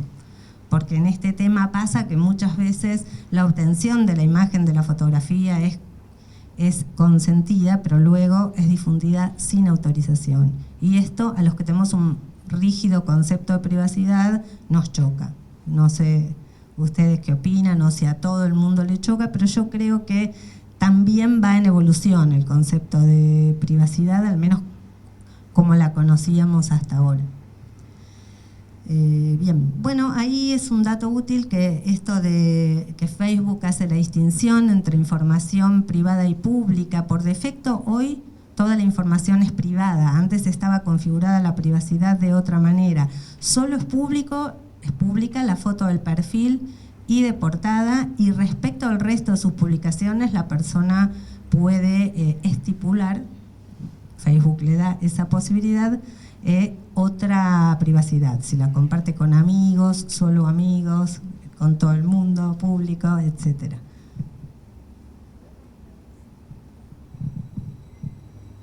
Bueno, el primer tipo penal que tenemos acá planteado es el del 153, la violación de correspondencia digital, y obviamente es un tipo penal donde se ve afectada precisamente la privacidad de las comunicaciones. Antes solamente estaba tutelado el secreto de la comunicación, la violación del sobre, de la correspondencia. Entonces el que accedía a esa correspondencia, esto constituía un delito contra la privacidad, contra la confidencialidad de la comunicación. La comunicación postal tradicional tenía esa medida de protección. Ahora esto se amplía, la tutela de la privacidad, y esto significa mucho, quiere decir que nuestro correo electrónico está equiparado a esa correspondencia postal, epistolar, y por lo tanto está amparada por el artículo 18 y 19. Fíjense que muchas veces la protección hasta es más fuerte porque está sujeta a clave. Nosotros ponemos una clave para acceder a la misma, con lo cual hay que violar una clave en principio para acceder a nuestra privacidad. Y yo diría que la privacidad en estos nuevos términos es mucho más fuerte también, porque hoy todas nuestras interacciones transcurren en general por nuestros correos. Tenemos el correo laboral, tenemos el correo particular, tenemos todas nuestras citas, un montón de información, todo lo que leemos, todo lo que compartimos. Entonces hoy la violación de la correspondencia electrónica es muy grave porque abarca prácticamente todas las interacciones. En la era de la correspondencia epistolar, bueno, eran comunicaciones particulares que por supuesto nos podían interesar mucho, pero acá son todas. El que accede a nuestro correo accede a gran parte de nuestra vida privada. De ahí esta necesidad de incorporar la privacidad. Bueno, las penas las podemos pasar. La pena es poca, en verdad es mucho el daño que se puede hacer con un acceso a una correspondencia electrónica y poca la pena en todo caso, 15 días a 6 meses. Y fíjense, es muy interesante los verbos típicos, que creo que es lo que a ustedes más les importa. Apertura o acceso indebido a una comunicación electrónica, o apoderarse indebidamente también de una comunicación electrónica, carta, pliego, despacho u otro papel privado, aunque no esté cerrado, o indebidamente también suprimir o desviar de su destino una correspondencia o comunicación electrónica que no le esté dirigido. Luego siguen los verbos interceptar o captar, también indebidamente, tanto comunicaciones electrónicas, correos, como también telecomunicaciones. Así que también tenemos acceso indebido a telecomunicaciones, es decir, aquellas que están legisladas en la ley de telecomunicaciones. Por último, luego está un agravamiento de la pena cuando, además de acceder, captar, interceptar una comunicación electrónica, también la difunda.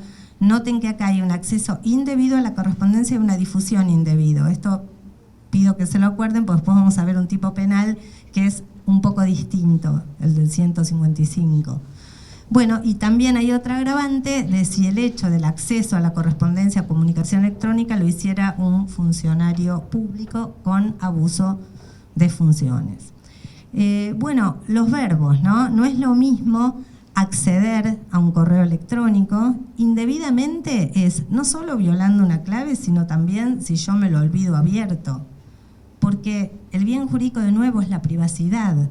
Entonces yo no tengo por qué someterlo, no es la confidencialidad, donde para que algo sea confidencial yo no me lo tengo que dejar olvidado en el medio de la plaza o de la calle, porque entonces no va a ser confidencial lo que yo tengo en mi bolso. Pero en este caso, la tutela de la privacidad implica que si dejo el correo abierto con mi sesión iniciada, no sería debido, o sea, sería en forma indebida acceder a la correspondencia. ¿Qué quiere decir indebidamente? Que el tipo penal lo repite por lo menos 4 veces. Bueno, mínimamente quiere decir sin derecho. El correo no era para mí, entonces es un acceso indebido. Tanto si capto la clave y accedo a la correspondencia, como si está abierto y no era para mí, no me estaba dirigido. Diferente si estoy en copia, porque ahí sí tengo derecho al contenido de ese correo, ¿sí? Luego, no es lo mismo entonces acceder indebidamente que apoderarse. El apoderamiento desde el punto de vista informático no existe demasiado, porque no es que me apodero y no queda nada, simplemente significa que siempre va a haber originales. Yo me apodero de la comunicación, pero no se la desapodero al otro, en realidad. No hay, digamos, todos son originales, no hay copias en el sentido del documento tradicional. Yo me puedo apoderar y no desapoderar al otro de su documento informático, papel, etc. Me apodero del contenido, accedo al contenido. Bueno, supresión o desvío, ¿no? Bueno, esto también, si yo, por ejemplo, en la casilla de correo de él programo para que lleguen los mails a su casilla, pero que también sean derivados a la mía, bueno, ahí puedo incurrir en este tipo penal. Y también está por ahí la supresión. Bueno, sí, eliminar el correo también estaría incurso en este delito. Se los digo así un poco con ejemplos, porque me parece interesante y porque para que no se les escapen conductas que claramente van a encuadrar en este artículo 153. Después la jurisprudencia equiparó la cuenta de Facebook y luego la de Twitter, primero la Corte con Facebook y luego una sala de la Cámara Criminal, no me acuerdo si era la 5ª o la 7ª, por ahí estaba, equiparó también el Twitter, o sea, la parte privada, a la correspondencia electrónica, con lo cual violar un mensaje de Facebook o violar una comunicación privada en Twitter también estaría encuadrada en este tipo penal. ¿Alguna duda?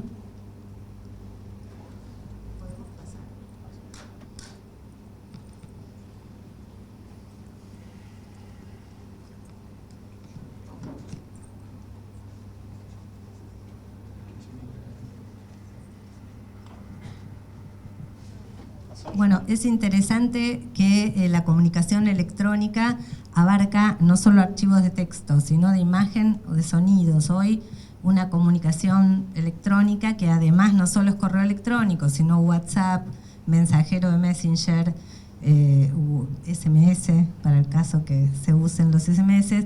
Bueno, hoy una comunicación electrónica puede ser simplemente un video, un audio, no hace falta que sea un texto.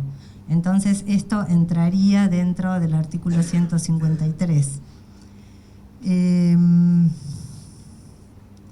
Sí, bueno, ahí también la diapositiva les muestra que si bien fue importante la reforma de la 26388 en el sentido de hacer la interceptación o captación de correspondencia electrónica o el acceso indebido, ya la Corte venía analogando desde antes del 2008 la correspondencia electrónica a la correspondencia postal. De todos modos, por cuestiones de analogía, está muy bien que hayan sido incluidas también estos verbos típicos para la correspondencia electrónica y luego la extensión a Facebook, Twitter y a otras formas de comunicación electrónica. Respecto de lo de la cuenta privada de Facebook y Twitter, ahí está, es la sala 5 de la Cámara de Apelaciones Criminal y Correccional, la que dijo que Twitter se equipara al correo electrónico. Y por último, ahí chiquitito, estamos poniendo que es un delito de acción privada conforme al artículo 73, inciso 2 del Código y de competencia federal. Por lo menos esta es la regla general. Bueno, acá hay un tema bastante interesante, que qué pasa con la protección, la privacidad respecto de la cuenta corporativa, o sea, la MPF Gobar, ¿no? Porque está claro que la cuenta de Gmail o de Hotmail propia está completamente tutelada, digamos, la privacidad. El correo es del empleado, aun cuando esté trabajando en los servidores, por ejemplo, del Ministerio Público.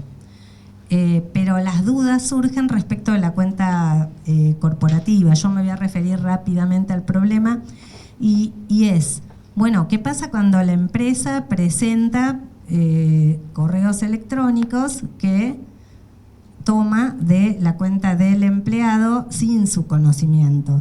Entonces, al respecto hay como dos posiciones. A partir del 2015 esto se empezó a discutir. Y las posiciones son, en principio, que el empleador, dadas sus facultades de organización de la empresa y de los recursos de la empresa, tiene derecho a supervisar de alguna manera los correos corporativos de sus empleados, dado que el correo es una herramienta que figura entre todas las herramientas que les proporciona para el trabajo. Y luego hay otra postura que dice que no, que más allá de que el empleador proporcione una cuenta corporativa, la persona tiene una expectativa de reserva o de privacidad respecto del contenido. Entonces, hay como una posición, y que lo contrario, decir que el empleador puede revisar la correspondencia aun cuando sea corporativa, violaría los artículos 18 y 19 de la Constitución. Y la postura intermedia sería que, bueno, depende el contexto, es decir, si el empleador, previo a facilitarte las herramientas, cuando iniciás la relación laboral, te anoticia de que tiene el derecho, que se reserva el derecho de supervisar, o sea, monitorear el contenido de la correspondencia, como así también de otros archivos existentes en las máquinas que suministra. Bueno, ahí hay como una postura intermedia que dice que en la medida que el empleado tome puntual conocimiento que esto está dentro de las facultades del empleador, esto es razonable y no vería alterada la privacidad por cuanto la persona ya tendría un conocimiento. Algunos sostienen, bueno, pero esto tiene que ser firmado en particular por el empleado, hay que dárselo, el reglamento, las normas, cuestión de los recursos y que la firme. Y otros sostienen, bueno, por ejemplo, lo que pasa acá en el Ministerio Público, ¿no? ¿Qué pasa cuando abrimos la máquina? Hay una noticia, ¿no?, de que son recursos del Ministerio Público Fiscal. Bueno, algunos, ¿ustedes qué opinan de eso? ¿Serviría como este anoticiamiento, más o menos? Igual la jurisprudencia está dividida.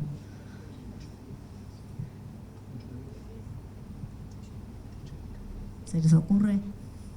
¿Sirve como anoticiamiento para la supervisión del contenido de las comunicaciones, aunque sean corporativas, y eventualmente presentarlas en perjuicio del empleado? ¿Cómo? Nadie lo lee. Bueno, claro, es que un poco es así, es que pasa como con los contratos de adhesión, donde cuando uno accede a estas plataformas que hablaba Horacio, las que todos transitamos, bueno, nosotros ponemos aceptar, aceptar, aceptar, es muy difícil que se lean exactamente los términos y condiciones de privacidad a ver a todo lo que nos sometemos. Bueno, de alguna manera cuando uno empieza y va a trabajar, prende su máquina y tampoco ve una pantallita azul, pero tampoco toma efectivo conocimiento y alcance de lo que eso significa, con lo cual hay posturas de que esto no es suficiente. En la ciudad de Buenos Aires existe una ley que no la recuerdo, no sé si alguno de ustedes la conoce, si alguno funcionario de la ciudad, que esto se le hace firmar al empleado público, ¿no? Hablamos de empleo público, no empleo privado, donde se le hace firmar que va a ser monitoreado, que van a ser intervenidas de alguna manera sus comunicaciones, y entonces sostienen que si esto fue firmado por el empleado, entonces es posible presentarlo inclusive como prueba de cargo aún en causas penales, ¿no? Más allá de presentarlo, digamos, en juicio laboral, que sería un poco más leve, aunque bueno, podría ser un juicio de despido, también es muy cargoso que eso pueda presentarse en contra del empleado cuando, por ejemplo, utiliza el correo corporativo, supónganse una empresa privada, para realizar negocios en competencia con la empresa o en su favor. Entonces, bueno, el tema es importante y ya les digo, no hay consenso, aunque hoy se está extendiendo más la posición intermedia.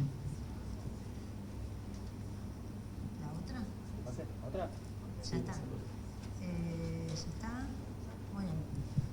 Bueno, el siguiente tipo penal, y acá esto significa que tengo que avanzar un poco más rápido, es el del 153 bis, entonces acceso ilegítimo a sistemas de acceso restringido. Ya el título está diciendo que para que haya un acceso ilegítimo, el sistema tiene que tener alguna medida de restricción de acceso.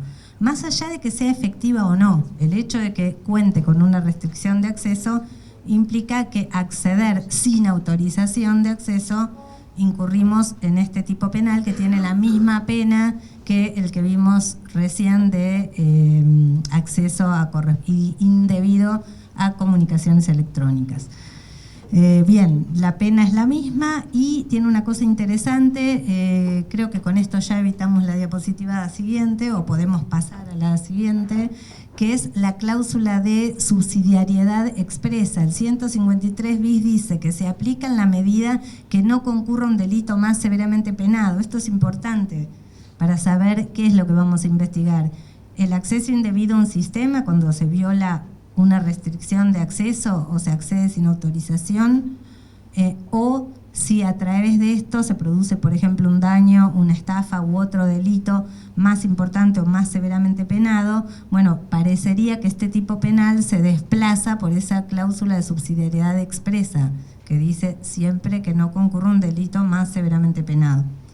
¿Cuál es el bien jurídico? La confidencialidad y la privacidad también del sistema y del dato informático. De nuevo ahí las definiciones, dato y sistema informático, siempre nos tenemos que remitir a la ley 25326, porque no están en las definiciones de dato y de sistema de datos en el tipo penal, pero sí en aquella ley de habeas data.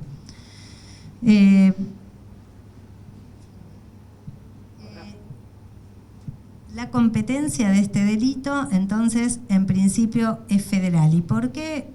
La cuenta de correo electrónico constituye para este delito, de acceso indebido a sistemas y para el acceso indebido a correspondencia electrónica, competencia federal, porque el acceso solo es posible a través de un medio que por sus características propias se encuentra dentro de los servicios de telecomunicaciones que son de interés de la nación. Entonces, en principio, todo este tema está federalizado.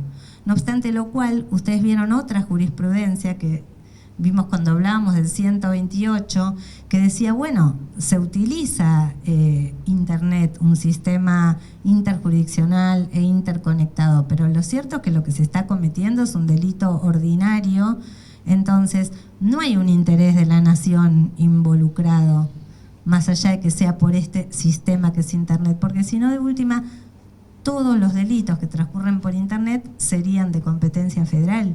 Y esto no es así. También la competencia es de aquel delito ordinario más severamente penado y aquello por lo cual se realizó el acceso indebido. Sobre todo cuando es a sistemas, se desplaza por subsidiariedad el acceso a sistemas, con lo cual, si es para estafar, va a ser ordinario. O sea, queda desplazada la jurisprudencia federal. Síntesis, solo cuando Internet, cuando se utilice como un servicio de telecomunicación y donde haya afectado un interés estatal en el funcionamiento de ese servicio, van a ser la competencia federal sin discusión. Lo demás ya es un poco opinable y hay jurisprudencia en ambos sentidos, más allá que desde el principio se tendieron a federalizar todas estas cuestiones, ahí como dice la diapositiva, desde el año 2000 a partir del fallo Campoli. Siguiente. Bueno, este es un tema muy interesante. Acá el artículo 155, ¿no?, que es difundir en forma no autorizada el contenido de una carta o comunicación electrónica. Esta fue la introducción de correo electrónico, comunicación electrónica. Ahora bien, ¿cuál es la diferencia con el 153? Por eso les decía atenti, porque ¿se acuerdan que en la última parte del 153 vimos que se agravaba cuando, además de acceder indebidamente a la comunicación, también la difundíamos, la revelábamos, tenía una pena mayor?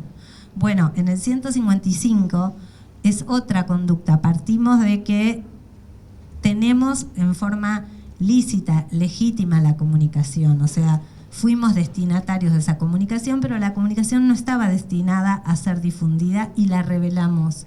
Entonces, lo que se penaliza acá es el revelar una correspondencia que, si bien nos estaba dirigida, no teníamos tal autorización.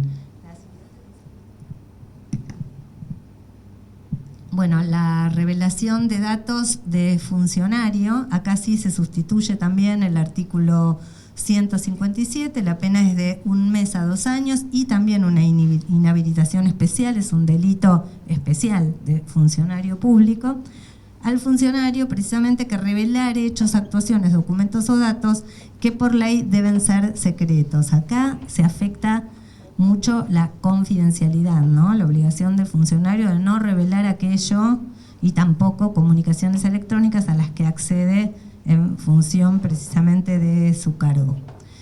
Acá se le agrega datos, ¿no? Impedimento de revelar datos, con lo cual tenemos la parte ciber para actualizar esta figura. Entonces, la acción típica es revelar un secreto, como les dije, afecta a la confidencialidad y, por último, es un delito de acción pública. Este sí. Los demás delitos, 153, 153 bis, 155, vimos hasta ahora, son todos de acción privada. En cambio, este es un delito de acción pública porque por el interés, porque es un delito funcionario. Sería la única razón.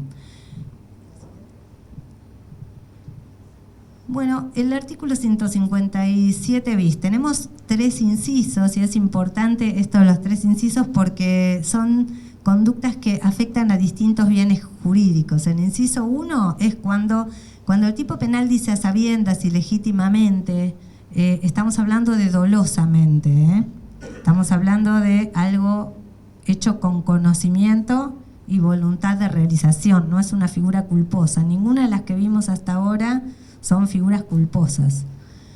Siempre hay como un refuerzo de dolo, ilegítimamente, indebidamente.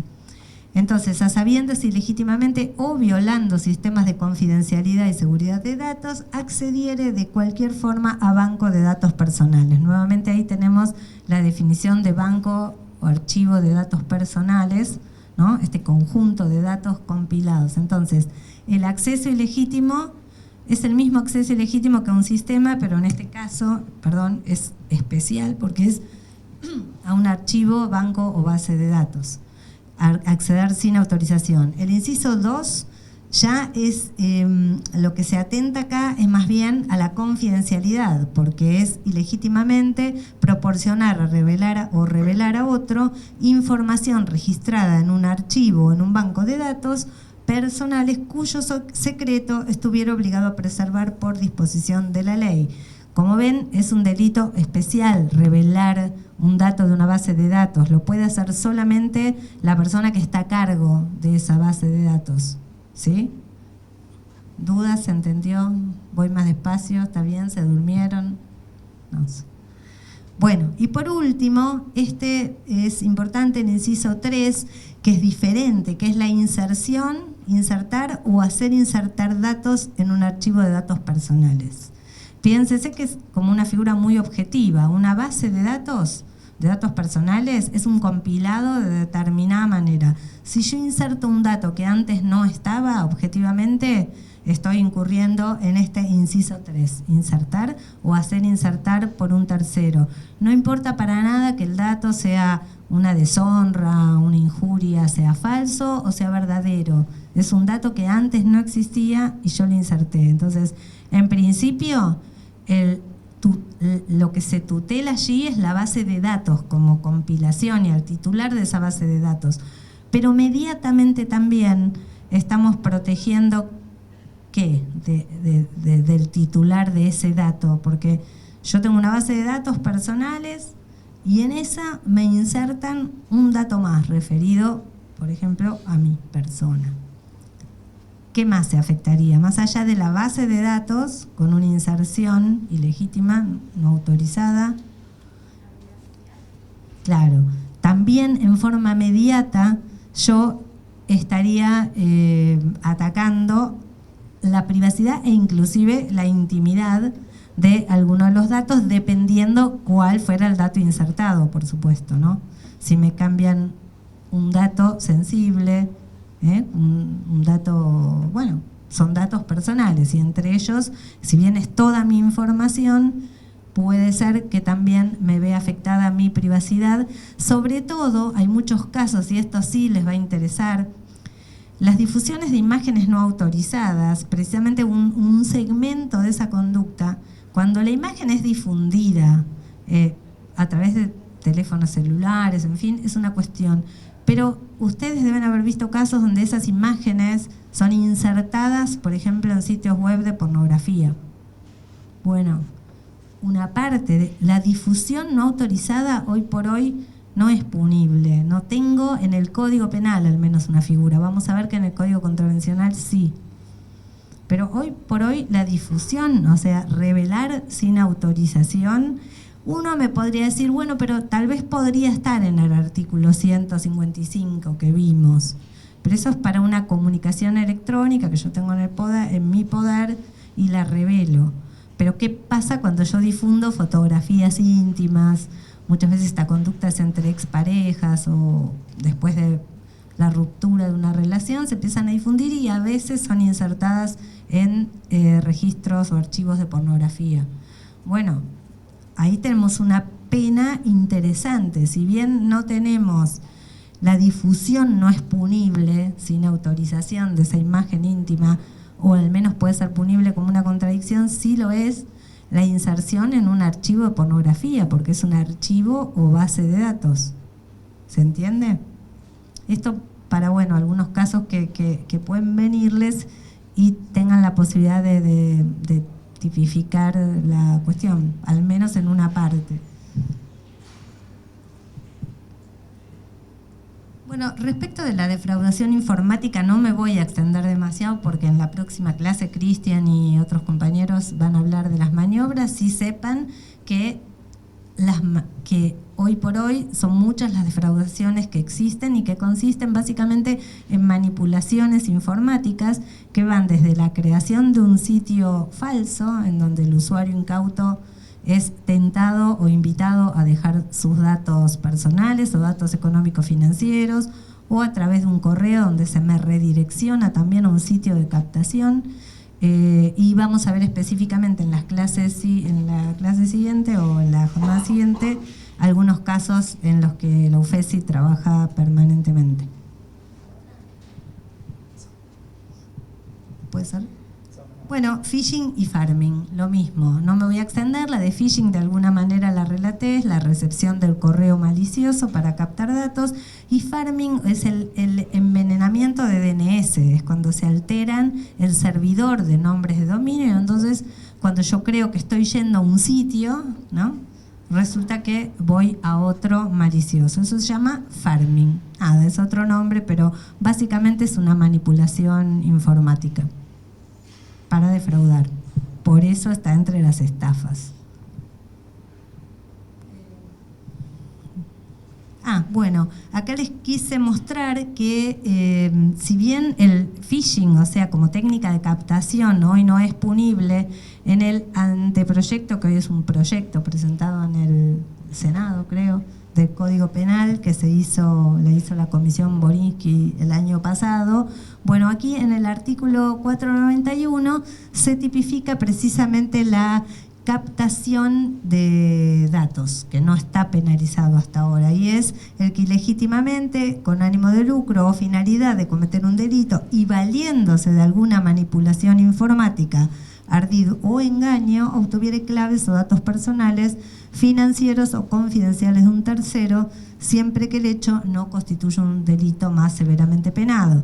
Es subsidiario, porque si con esos datos que yo capto, económicos, financieros, claves, luego estafo, es decir, genero un perjuicio patrimonial a otro, se va a ver desplazado. Pero al menos hoy la captación de datos no es punible. Entonces, y la verdad es que generalmente el que capta datos personales, y sobre todo el que capta datos de claves, usuarios de tarjetas de crédito, credenciales, tarjetas de coordenadas, es como ya más que un acto preparatorio. Es muy probable que la intención es utilizarlos, que se dejen cautamente los datos de tarjeta y luego son utilizados para distintas maniobras a través de home banking, a través de compras telefónicas, etcétera, utilizando esos datos. Bueno, esta filmina tan larga, simplemente decirles que acá Cristian me dice que también lo vamos a ver, y que es la teoría de la ubicuidad, porque las estafas son transnacionales y es obvio que nos encontramos con un lugar de comisión y la víctima puede estar en otro lugar e inclusive el perjuicio en otro. Entonces utilizamos esta teoría tradicional. El daño. Bueno, esta sí es una reforma bastante importante, la pena no es mayor, son 15 días a un año, para que altere, destruya o inutilice datos, documentos, programas o sistemas informáticos. Eso por un lado, alterar, destruir, borrar un dato, o sea, una parte lógica. Antes de la ley 26.388 solo existía el daño al hardware, a la computadora, romperla. Ahora tenemos el daño al dato.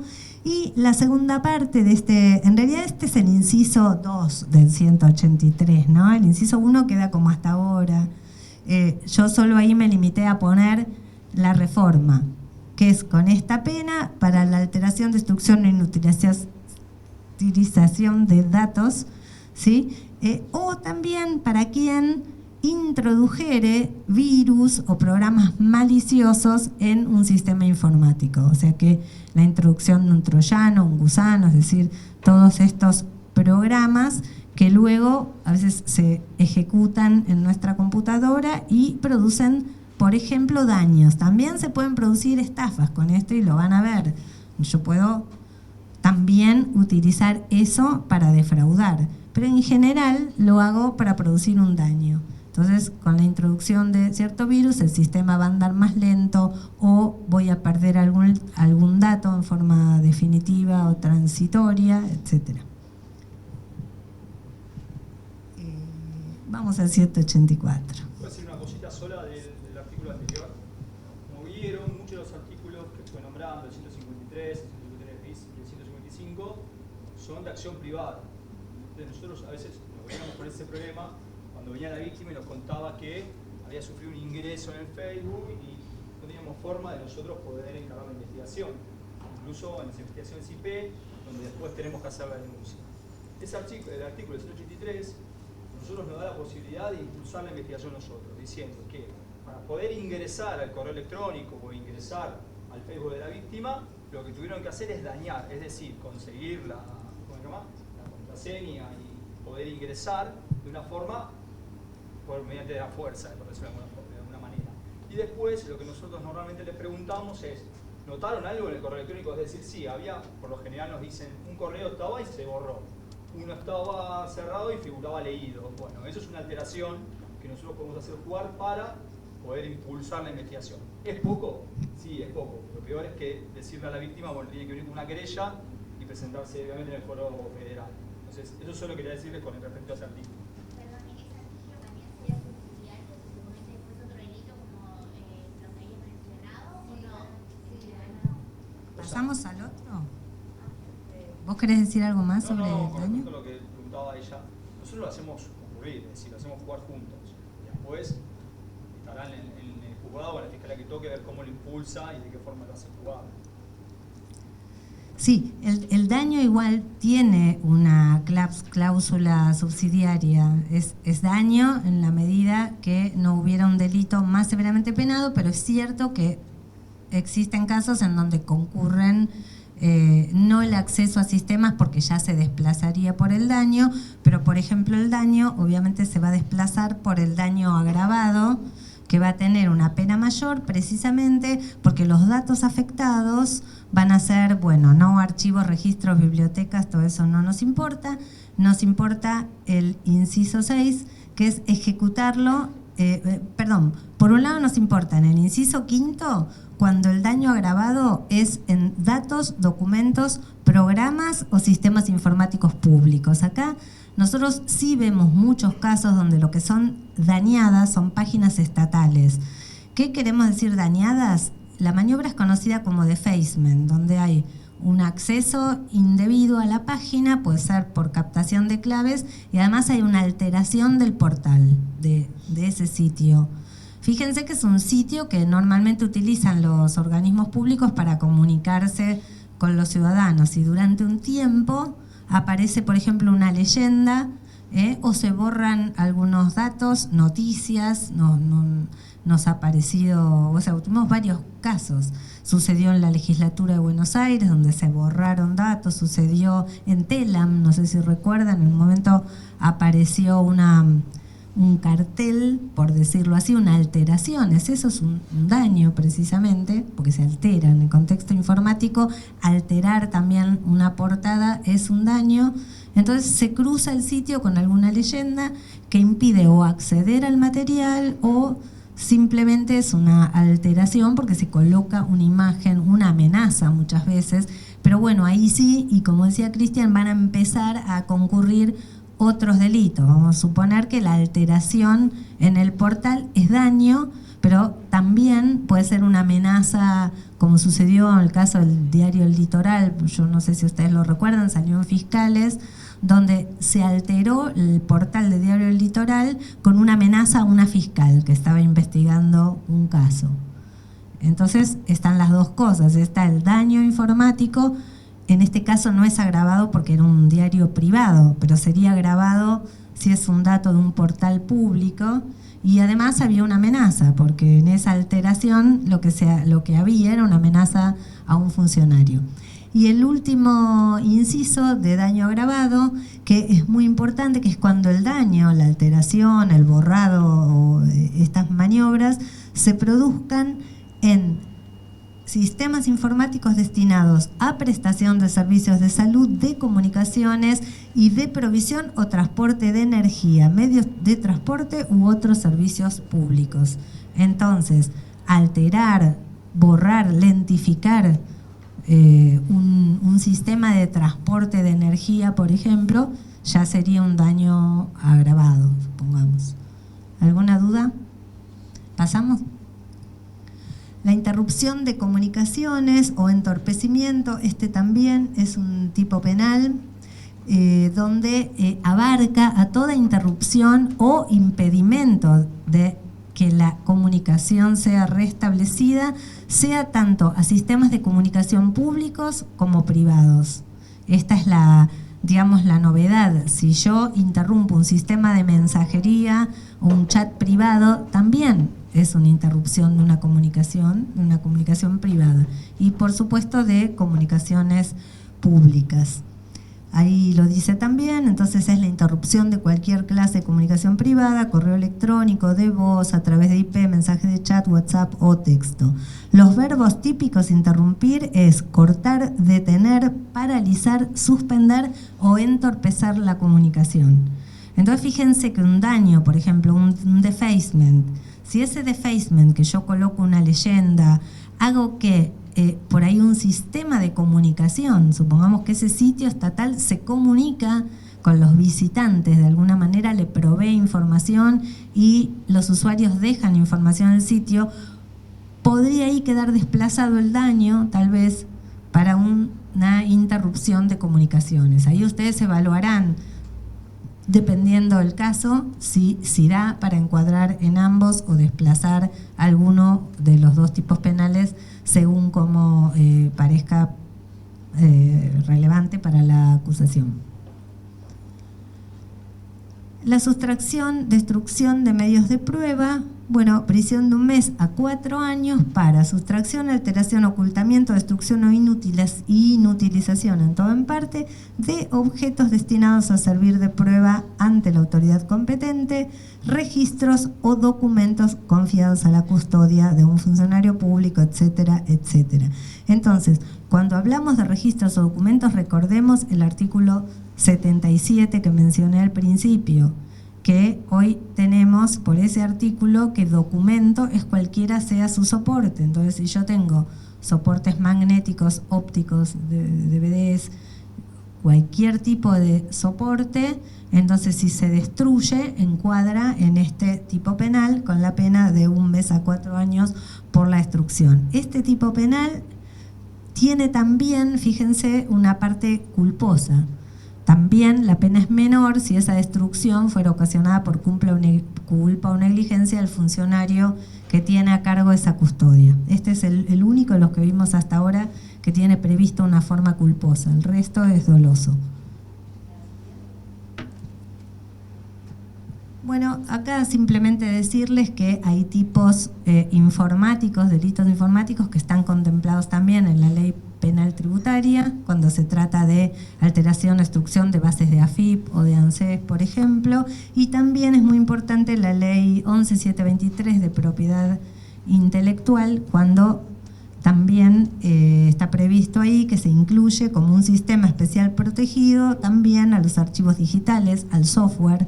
Es a través de esta ley que se protege el software, que antes no tenía tutela penal, con la misma pena que para la estafa, hasta 6 años de pena por una alteración de un software o cualquier otro archivo digital. Bueno, el grooming. Esta es una de las figuras que fue introducida después de la 26388 por otra ley que ahí está mencionada del año 2013. Bueno, ¿qué es el grooming? Se penaliza con 6 meses a 4 años al que por medio de comunicaciones electrónicas, telecomunicaciones u otra tecnología de transmisión de datos, contactare a un menor de edad con el propósito de cometer cualquier delito contra la integridad sexual de la víctima, del menor contactado. Bueno, evidentemente en su momento y en el contexto en que fue sancionado era porque se veía que era una conducta un poco más peligrosa, la del chico que se queda a solas con la computadora, y recuerdan también lo que comentó Horacio, que con la utilización de un falso perfil en internet nadie es quien parece ser, dijo él. Entonces, haciéndose pasar por un menor, se contacta al menor con fines precisamente de abuso sexual. ¿Podemos ver la siguiente? Sí, en esta diapo nos muestra las etapas del grooming. ¿Por qué es peligroso este delito? Porque, bueno, se distinguen 4 etapas. Una primera etapa de acercamiento, ¿no? Una segunda etapa para obtener información sobre el menor, se conocen las costumbres de la familia, etcétera.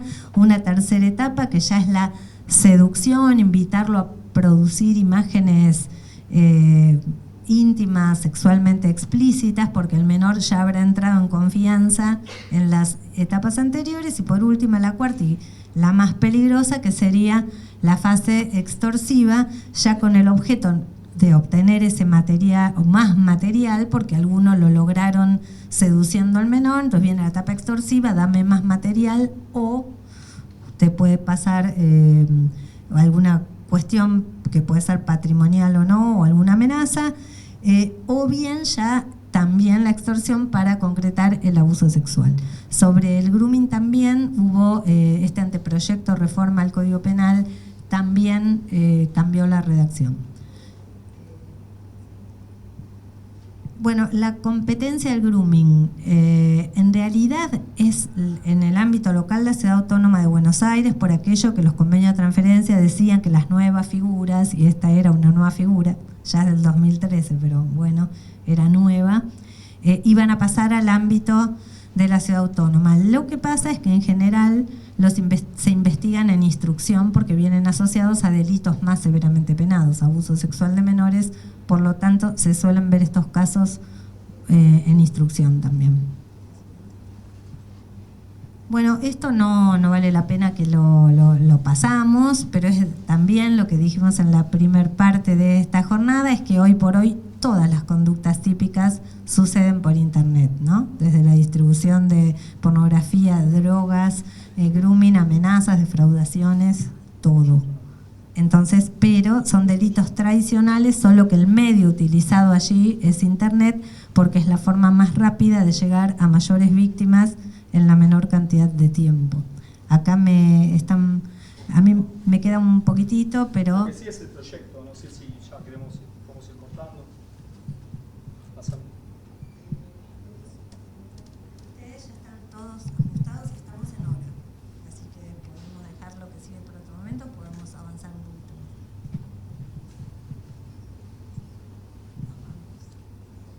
más. Creo que el silencio acá es... Bueno, entonces la próxima vemos lo que falta, no falta tanto, siempre hay mucho más para ver, pero bueno, gracias por la atención.